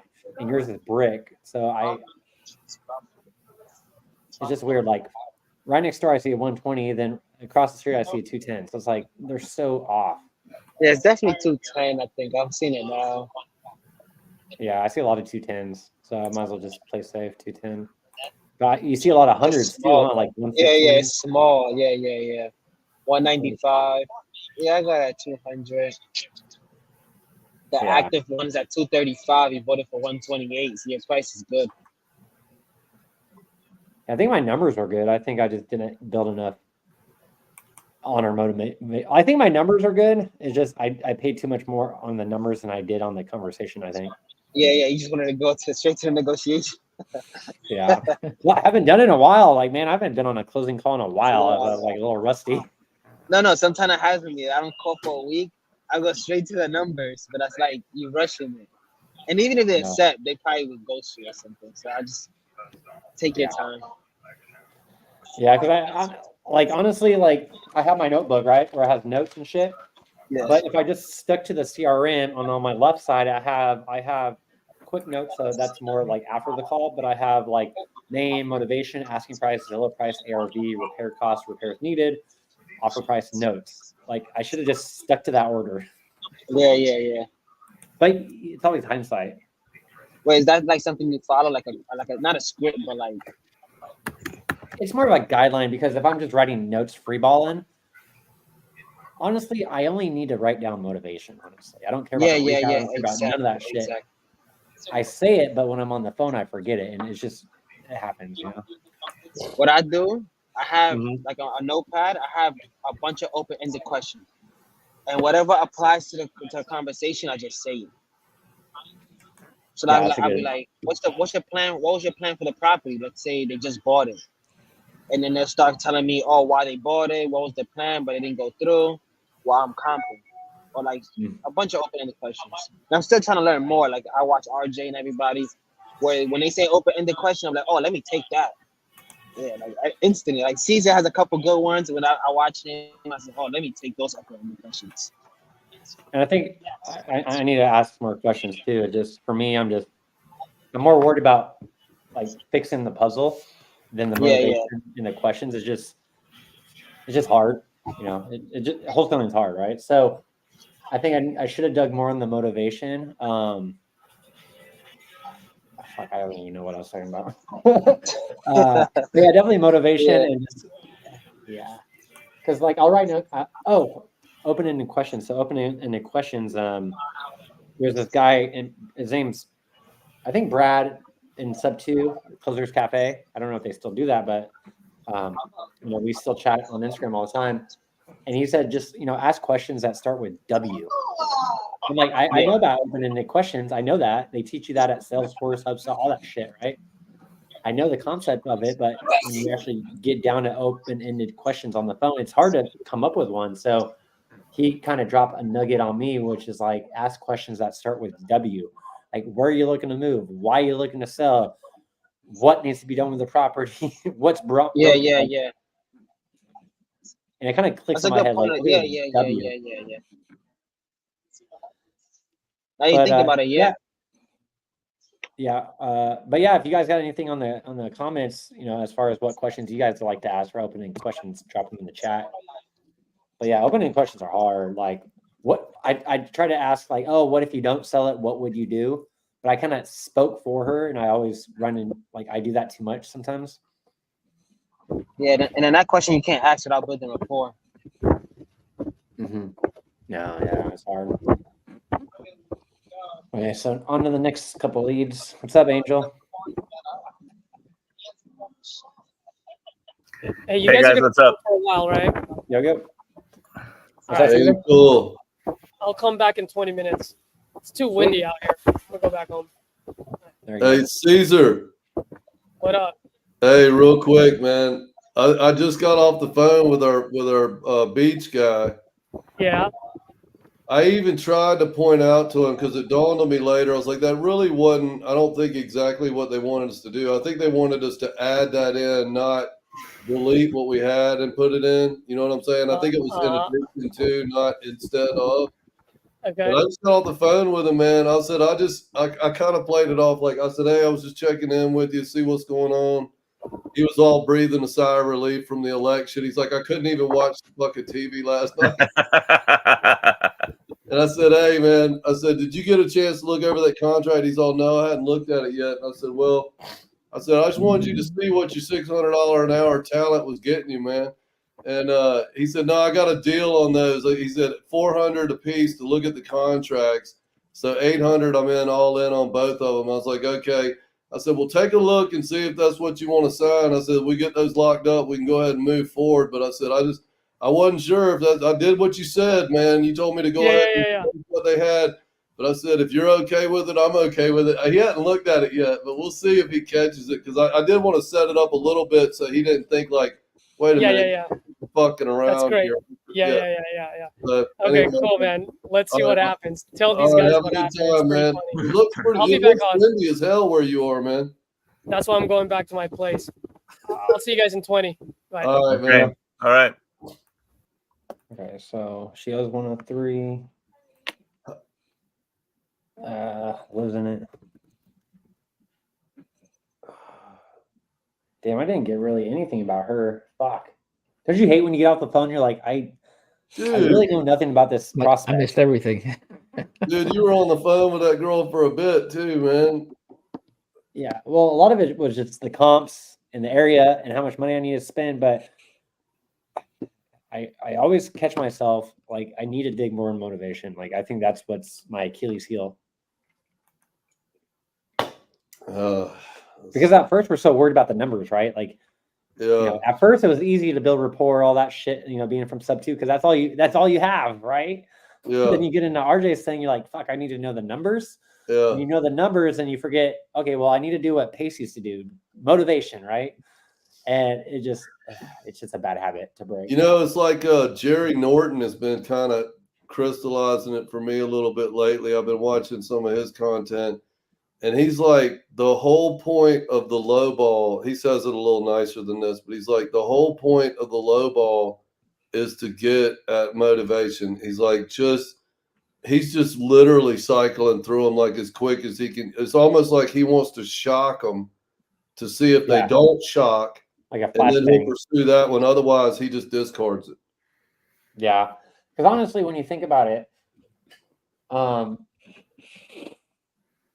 there has to be motivation, because if there's no motivation, why the hell would you sell at a discount? Like exactly. And I think that's his point, is like, most of these are not going to want, he says it over and over. He's like, most of these are not going to want to sell to us. You know what I mean? Oh, yeah. He said, do you want to figure that out as quickly as possible and then get the hell down the road? Yeah, because I feel like a lot of people on the implementation calls, like I'm guilty of it back in the day, but if you're new, a lot of people get so caught up with the nuances of like all these stupid laws, all this stupid shit. Shit that doesn't even matter. Like, just look for motivation. If there's motivation, then dig into all the other shit. But a lot of people will, they'll get mental roadblocks, and the simple question is this seller motivated? Not really. Well, why are you looking into it so much? Like, they're not motivated. Like, give them a price and move the fuck on, because you're spending too much time. Yeah. I'm blowing through it. Go ahead. I was just gonna say, like, And I think RJ says that in a way, which is perfect. It's just you have to be nice to people sometimes, which is, I totally get it. Yeah. But like a lot of these speed bumps that people are having could just be dealt with. Hey, does this seller have motivation or not? If they're motivated, okay, the numbers will work itself out in the future, but Yeah. if there's no motivation, why the hell are you digging into the numbers? Exactly. That's like I just got off the phone with a guy while y'all were talking. I got a guy in Buffalo, New York. Turns out he owns a transmission shop.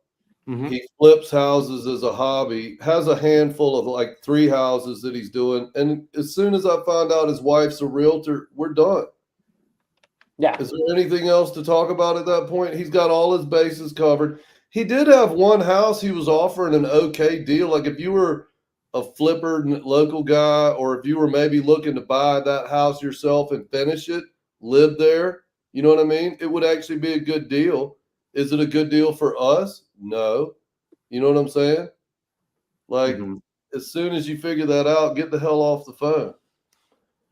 Yeah, That's like, and it all goes back to like analyzing a deal. Like I always go back to what I know is like stocks and crypto, right? So yeah. if someone's asking for Bitcoin at 100K, I'm like, that's not a good price. No, like I'm not even wasting my time because I know the fair market value of a stock or a crypto, right?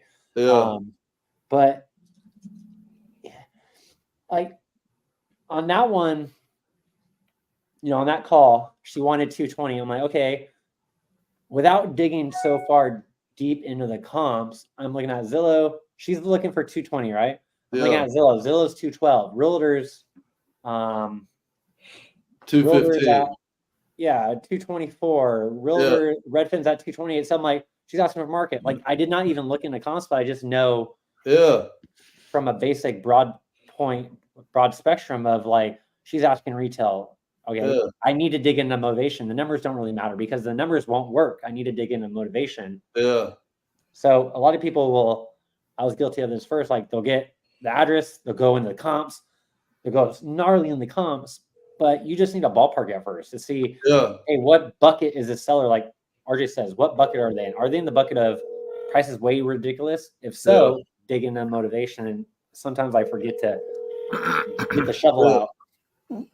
Yeah, that's exactly what Jerry Norton is saying too, man. He's sitting there going, guys, why are you wasting time on comping anything? He's like, there's no point to comp if the motivation's not there. There's absolute 0 point. There's no point whatsoever. And it's hard to come to that conclusion because it takes a while. Like what sparked in my head was getting deals under contract too low or not working and having to dispo those deals and just the rat race of that shit. Oh yeah. Going back to acquisitions, like, okay, well, dispoing was a pain in the ass. How do I prevent the bleeding on that in the future, right? So you're just looking forward in the future of like, hey, well, all these deals didn't work because the price was too high because the seller wasn't motivated enough or shit didn't work out. So going into future calls, you have to have that forethought in mind. Start a 15-minute countdown. You have to have that forethought of, hey, this seller's not motivated. I need to get him lower. And if it's not lower, it's going to be a pain in the butt to dispo it in the future. Yeah. Yeah, exactly. All of my deals, I think I've locked up five so far, and every fucking one of them I came in too high. You know what I mean? I locked them up too high. To your point about dispo, I just got burned in dispo, like trading out my reputation, looking like a mudslinger, wasting everybody's time, wasting my time. Like, I mean, just hours and hours of just getting your nose bloodied. And I was like, so I'm getting it through my head. It is weird, I think, because you get so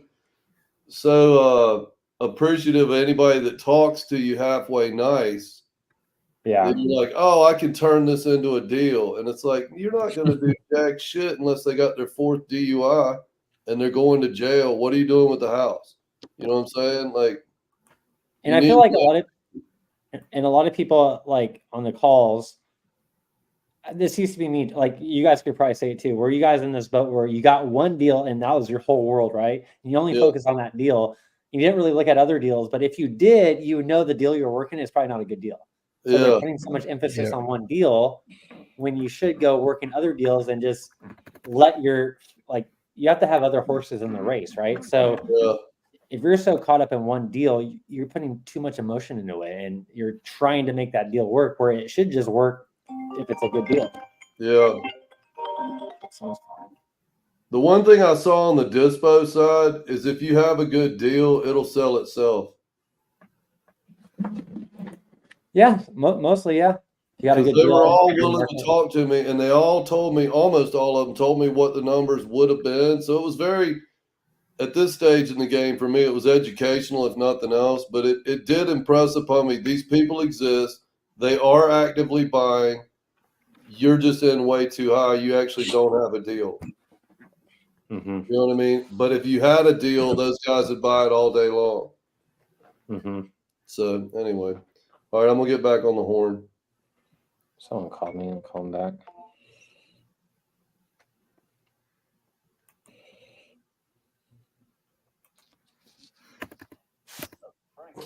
Hello, Frank. This is Brandon. I had a missed call from this number. Oh, is that the one? Let me see. I don't know if that one's still active anymore. But it says to call you. Yeah, did you find it on Investor Lift? Yes, sir. Okay, let me see. Let me see if that one's still active. Are you a sub 2 buyer? Yes. Oh, cool. And I also do some wholesaling, but the reason I'm calling is I wanted to see if you guys have anything like that in Sacramento. I'm looking for a primary residence for my girlfriend and I. Mm-hmm. Kind of because of the fact that I'm a 1099 worker as a wholesaler. Oh, cool. Don't qualify for traditional financing, so sub 2 and seller finance are the ways to go. Mm-hmm. No, yeah, totally. Yeah, on this one, I have that deal and another one, but it's kind of shitty, bad neighborhood. So I don't have any deals in that area that you're looking for. Okay. I would recommend. Are you in the sub 2 community as well?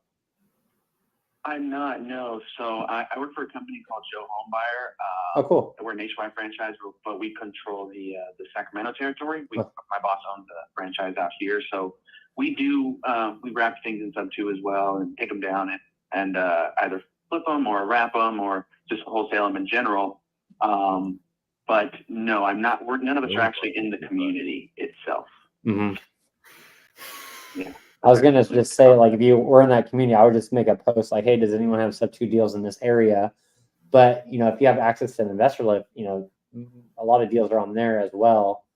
I figured, yeah. How soon are you looking to buy? Well, I'm ready to pull the trigger on something if it fits the right parameters. I'm actually headed to go look at a property, at least tentatively, a little bit later today in West Sacramento with my girlfriend. Oh, cool. It's a newer build property. They're asking for about 5% down, 3% interest rate. So seems like a great opportunity, but unfortunately the layout from the pictures doesn't look to be the best for us. So seems like it'd be a killer deal, but not for us. So I would maybe look at it and just kind of open up here. Yeah. Yeah, what I was gonna say is, if you want to send me your like all your info and like what area you're looking for via text, I could post in the sub 2 community like, hey, I got a buyer in this area who's got a deal. I would also, if you're not in the free sub 2, maybe joining that and making a post in that community to see if anyone is actively dealing with sellers in that area you're looking to buy as well. Okay. Yeah. You know what? I've got to first come to terms with the fact that life without social media is not good for business. Right. I am. I've been out of social media for about 2 years now, but there's so many things nudging me back in just for business purposes. Right. Especially wholesaling. Building a system. Yeah. Totally. Yeah. No doubt. Where are you from? Are you in the area? Yeah, I'm in San Diego, but we do nationwide. So I mostly just wholesale. Oh, cool. I love San Diego. I think that's kind of like a dream place where my girlfriend and I would like to go. I think first my primary residence out here in Sacramento, being near the family, then considering either Santa Cruz or San Diego as we get a little bit older. And, San Diego's awesome. I'm always looking for deals out this way. Like, if there's a sub 2 deal, I'll buy it out here for sure. Oh yeah, no doubt, man. It's beautiful weather. nice little downtown area. Yeah, for sure. Would be it's a highly coveted place. Totally. But yeah, I would just send me your info, then I could make a post and stuff too to see if anyone's got any deals active. Then on your end, maybe look at Investor Lift or the free sub 2 community to see, maybe make a post in there. But yeah, I could shop around. I got some buddies up in Northern California, so maybe they might have something, or working on a deal. Yeah, that would be great, man. I'll shoot you my info. Yeah. And then if for some reason you ever need some assistance, boots on the ground up here. I live in Lodi. Oh, sick. I have my office in Sacramento. So anything, pretty much from Stockton, an hour south, a couple hours north. If you need boots on the ground, would love to potentially JV on something sometime this week. Hell yeah, bro. Really big buyers list. We host investor meetups and big player out here. So would love to help you. But I'll shoot you my info now. That way, hopefully we can work together. Yeah, that'd be awesome, man. Thanks for the call. All right. Appreciate your time, Brandon. You're welcome. Bye-bye. Bye. Okay. So maybe have a buyer. I just don't know any deals up there. Where was he looking? What part of California? Or was he looking somewhere else? Sacramento? Yeah. I have 2 deals in Oakland, but they're JV deals with my buddies, but I think they died because I haven't heard from them in a while. I'm in Lodi. Nice. You got any deals out there? Sub 2? Jess? Okay, so this one needs comping in a contract.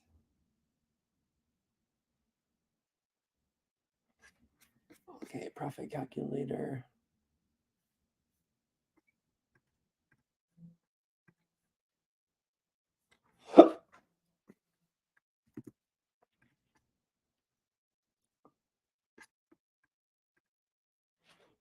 Okay, so I got all the info.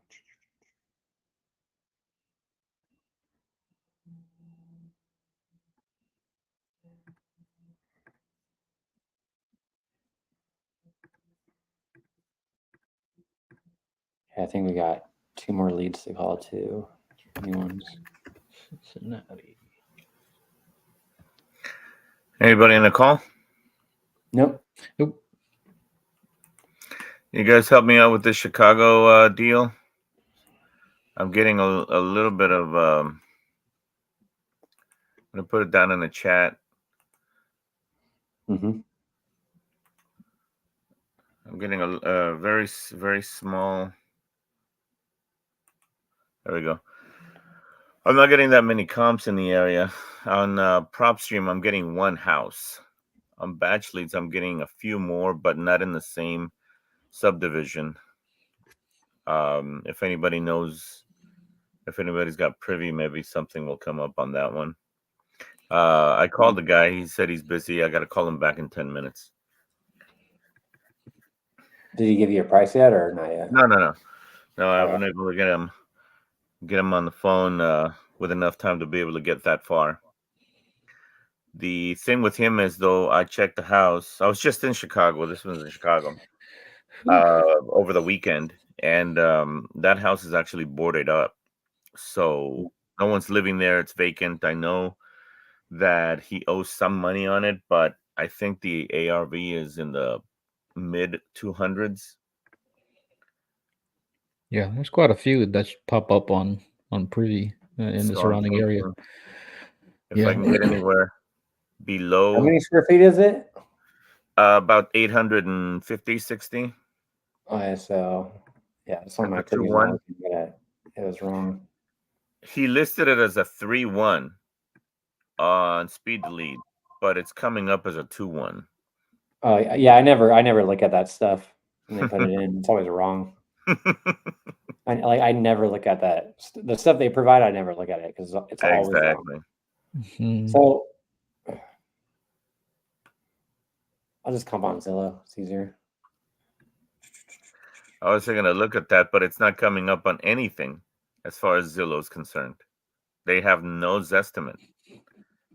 Oh yeah, that's normal. Yeah, and nothing on Realtor.com as well. I mean, they're putting up a 156, but I think the guy owes 155, according to Batch.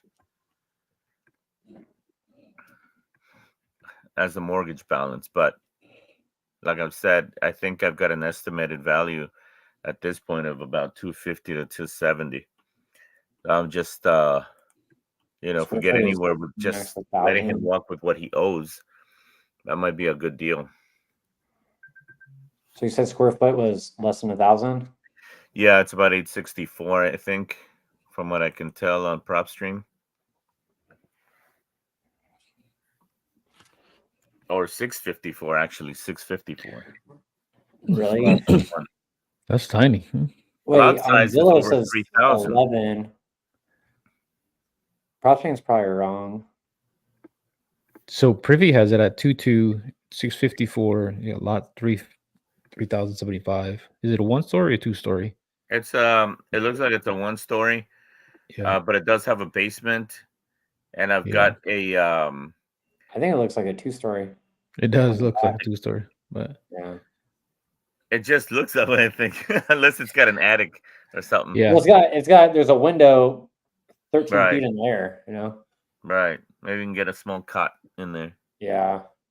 Maybe that's what he's talking about as far as the third bedroom. But I'm looking at solds over there.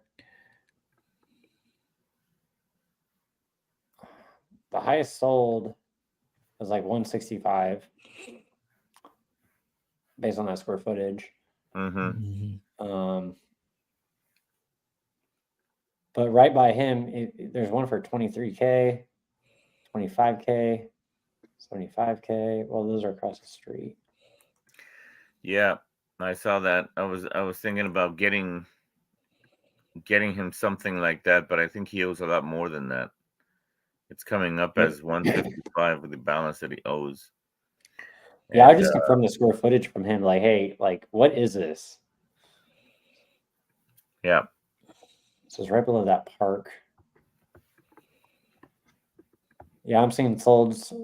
This one's brick for 165. This one's brick for 140. There you go. Those are the ones I was noticing on batch.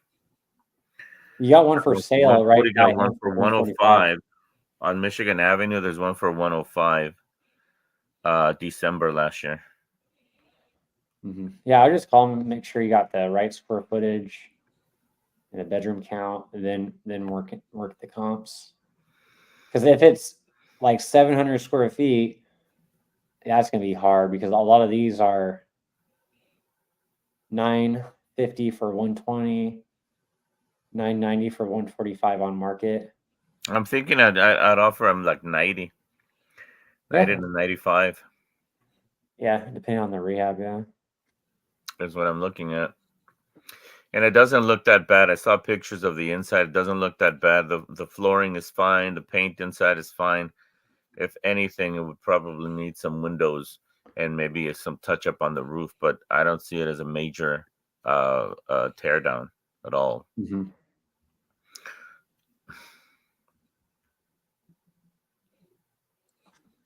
I'm gonna give an extra 5 minutes here. Timer is almost up.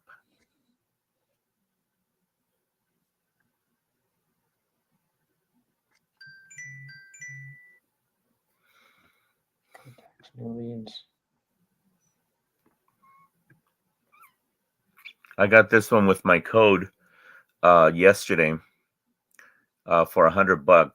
It was I think 270. I got it for $100. Oh, you got that exclusive discount? Yeah, plus the 48-hour lockdown, so no one else can see this for 2 days. Nice. Which is pretty cool because I've been trying to get a hold of the guy since yesterday.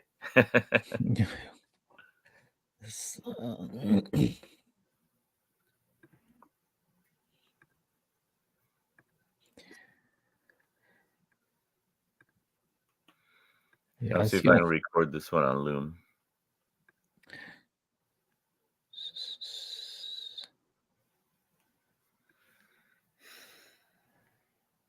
Let's see. Record.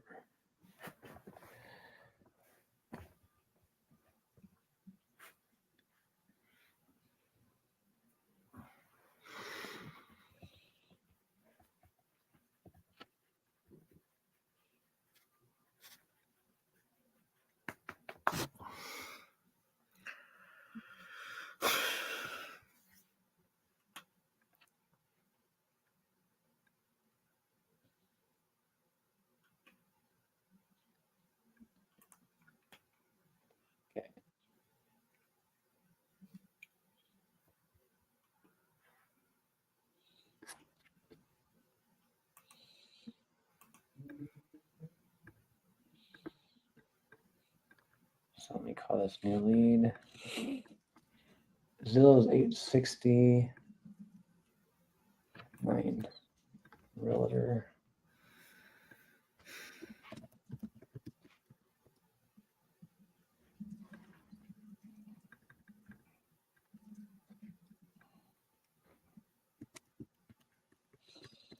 Redfin. Okay, cool. Alfred. Zillow has it at 1,156 square feet as a 3-bedroom, 1.5 baths. They don't have a Zestimate, and the 2022 county assessor has it at $25,000. Mm-hmm. Yeah, I'd wait to actually get confirmation from him. Right. I'm gonna have to talk to him because you don't about want to do comps on bad data. You just want to kind of get a ballpark first on the Right. before a call.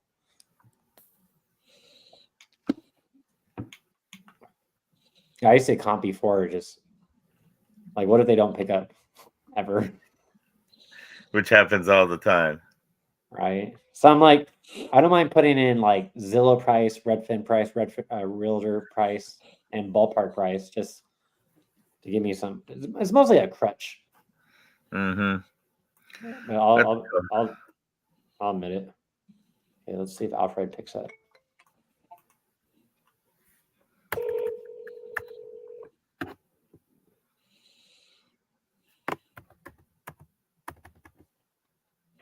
The person you're trying to reach.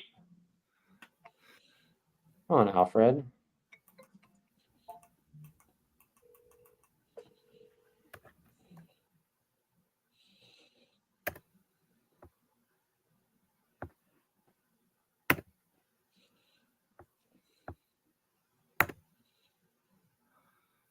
The person you're trying to reach is not available. At the tone, please record your message. When you have finished recording, you may hang up. Hello, Alfred. This is Brandon Clark. I was calling about your property. Saw you just entered on one of my sites that you're looking to sell.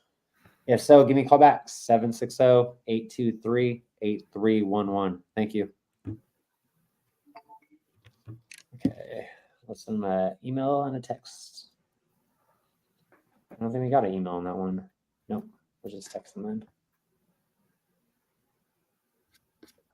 Okay, let's see here.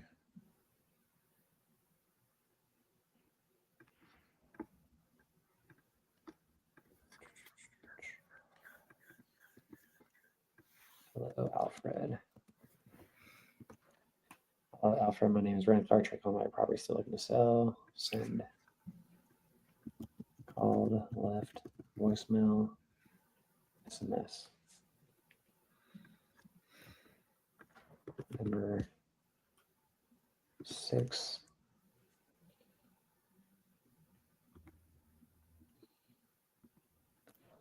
A 5-hour follow-up.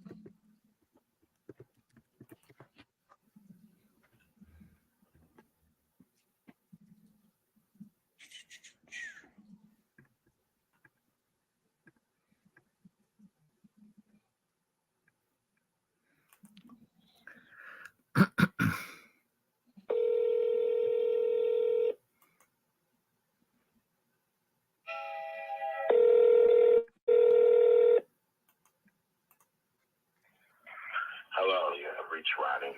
I'm sorry, I'm unavailable to accept your call. There we go. Unavailable. Oh no. I'm gonna go get a drink. I'll be right back. Nice.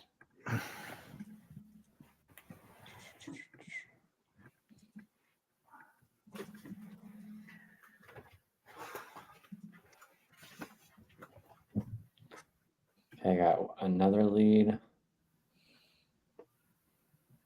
Okay, let's see. This one's in Colorado.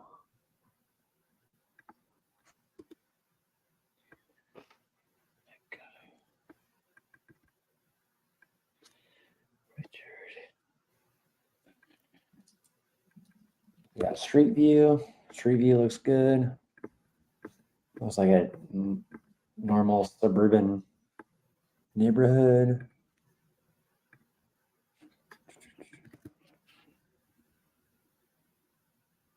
It's listed for rent right now. Okay.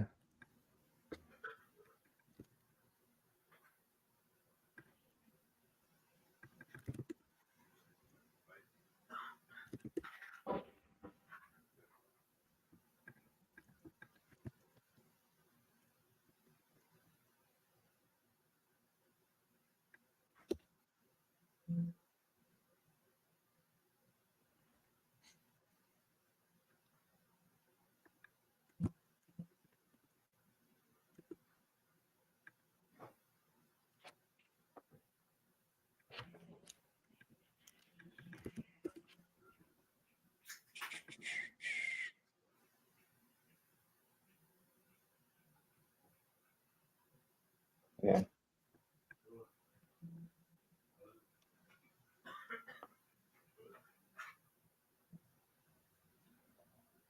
So there's no Zillow estimate on that one. Redfin. No info. Anything. Okay. This guy. Okay.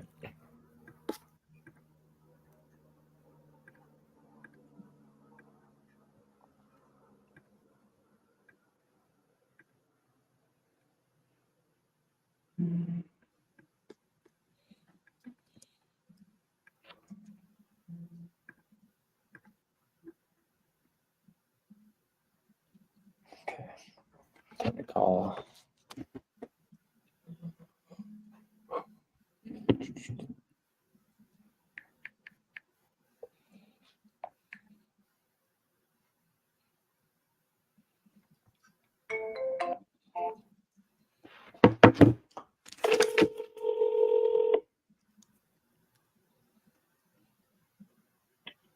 This is Brad Robinson. How may I help you? Hey, Brad, this is Brandon Clark. I was calling about your property. Saw you just entered it on one of my sites or something like that. You still looking to sell that property? No, I'm renting it out now, so it's not for sale. Oh, it's not for sale. Okay. If anything changes, let me know then. Yep. Sure. Thank you. Appreciate it. Refund. Nope. I was like, oh, not interested. I don't want Oh, to like my that God. yesterday. Yeah, I had North Carolina property. Oh, yeah. Finally got a hold of her. She's like, no, I'm not interested in selling anymore. Okay. Sounds good. Nice. Yeah. Get $100 back. Yep. So I talked November 6th. Said not for sale. Renting it out. Yeah. So right now I'm just taking notes. So next time I talk to this person, probably put them in a like 90-day.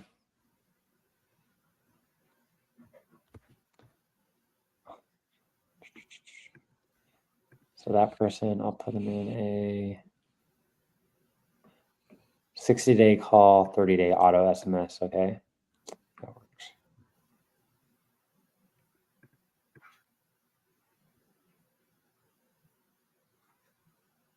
Day call.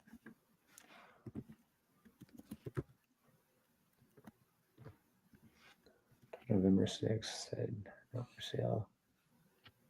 I get refund.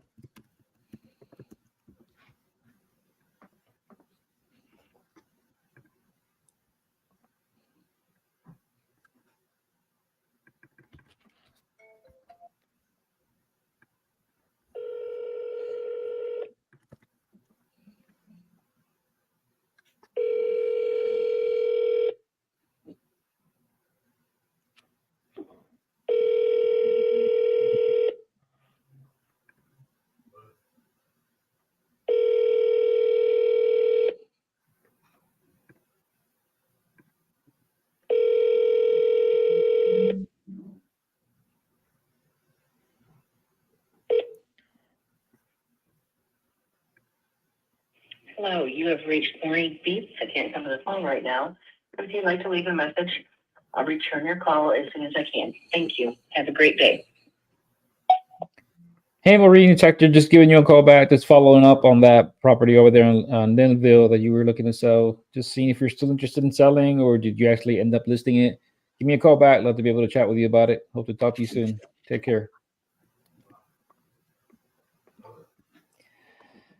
Love this lady, like so many messages. She's like calls me, she'll text me, and then she won't, and she'll ghost me. I'm like,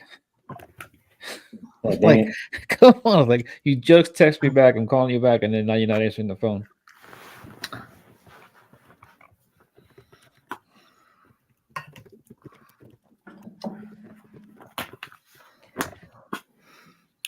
I don't know what's up with people. They input all their info. They want to sell. They go through all that trouble, and then they don't want to talk to you. Right. I just tried calling the guy. The guy won't pick up. Yeah. I was telling Brandon before you came back. I was like, just been trying to get a hold of this lady, Maureen. And like, we talked once. She's like, yep, it's ready for sale. And then she'll text me back, and then I'll call her back, and she won't answer. I'm like, can we stop playing the musical phones? I was like, come on, answer the phone. It's like, yeah, one never knows. That's crazy. Yeah.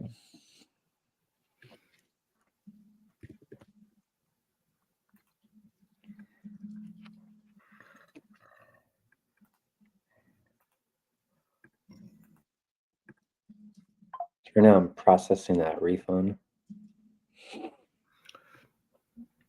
I'm gonna start calling my callbacks. See if they answer.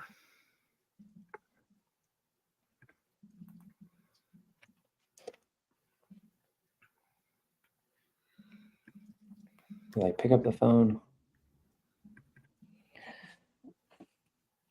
She listed this. And I'll have to pick up a few more leads today. So I'm tired of calling back the same ones over and over, and no one ever picks up.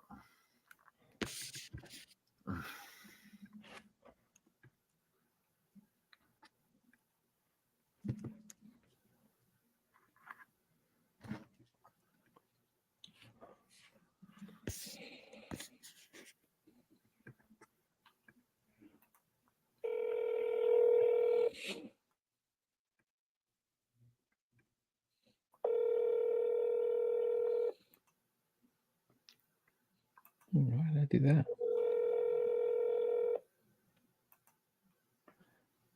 Your call has been forwarded to voicemail.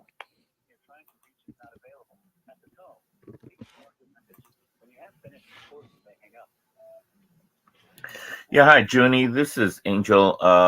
I called you yesterday a couple of times.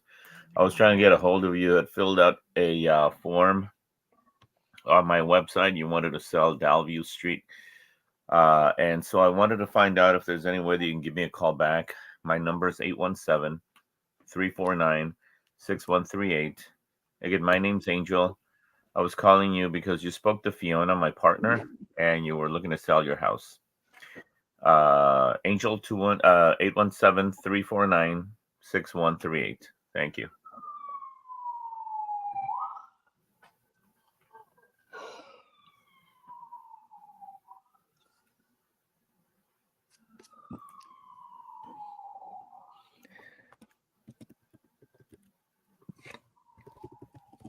Refund submitted. Shit.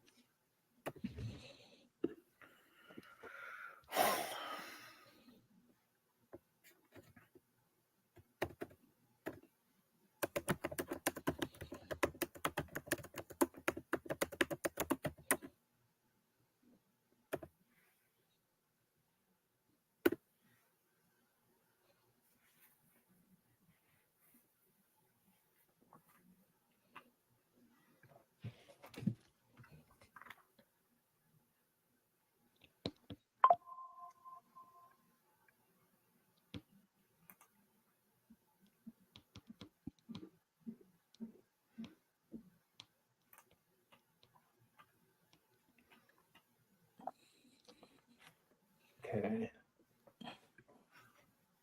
So refund submitted. Cool.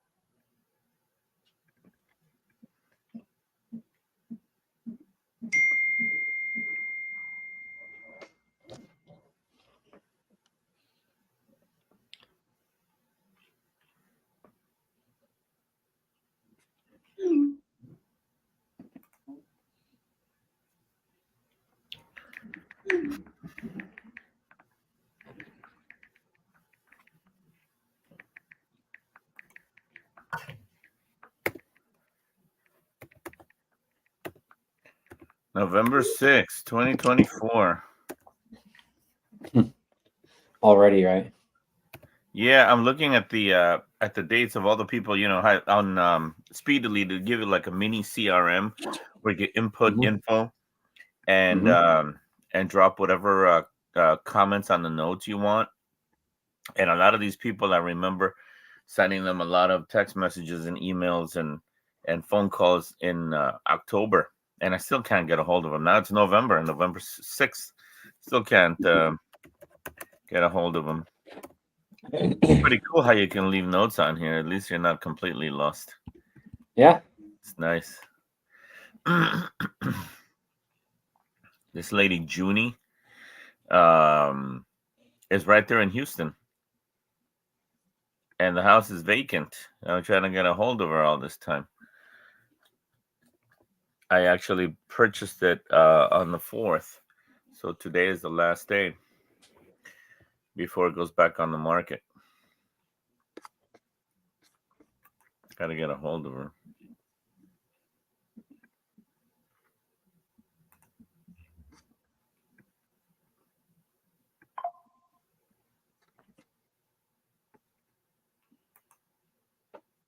Oh my God, Maureen text me back. Look at that. Okay.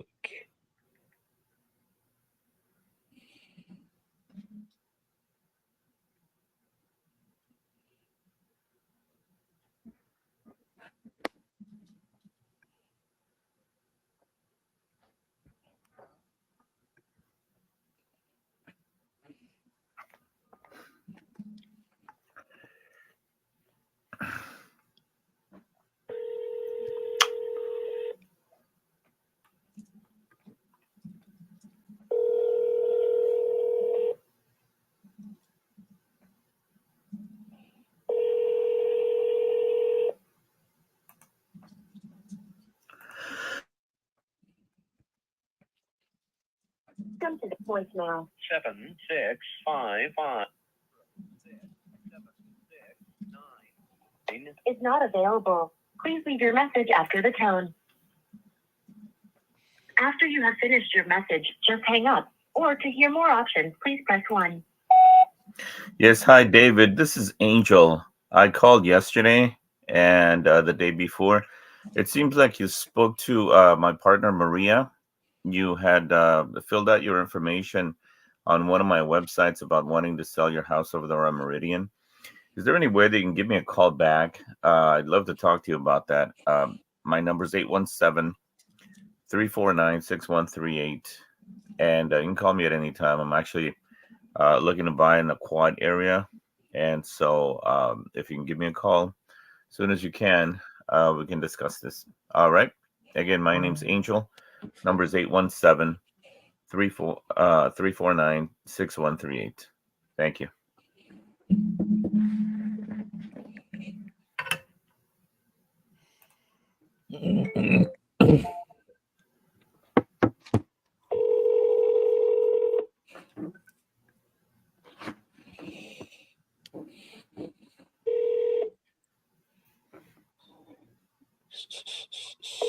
Long-term follow-up.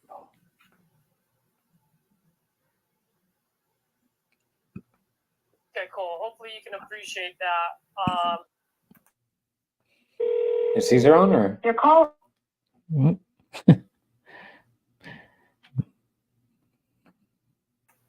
Yeah, he helped out on his own channel. I'll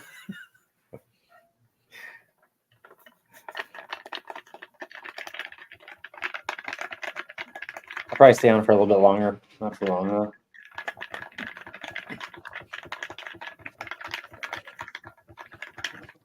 Let's see.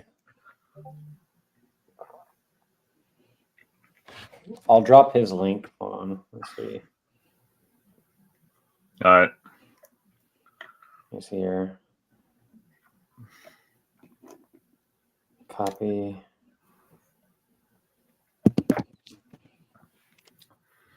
I'll probably end mine, and I'll just jump on his until we get done. I get done. I mean, all right. So here's if you guys want to. I'm just gonna do a lot of follow-ups for the next probably 20 minutes. But if you guys are still watching and want to jump on Caesar's channel, here's for us right here. Here's the back room. But if you guys want to jump on Caesar's channel and watch it, let me get Caesar's YouTube real quick. I'll drop it. There he is.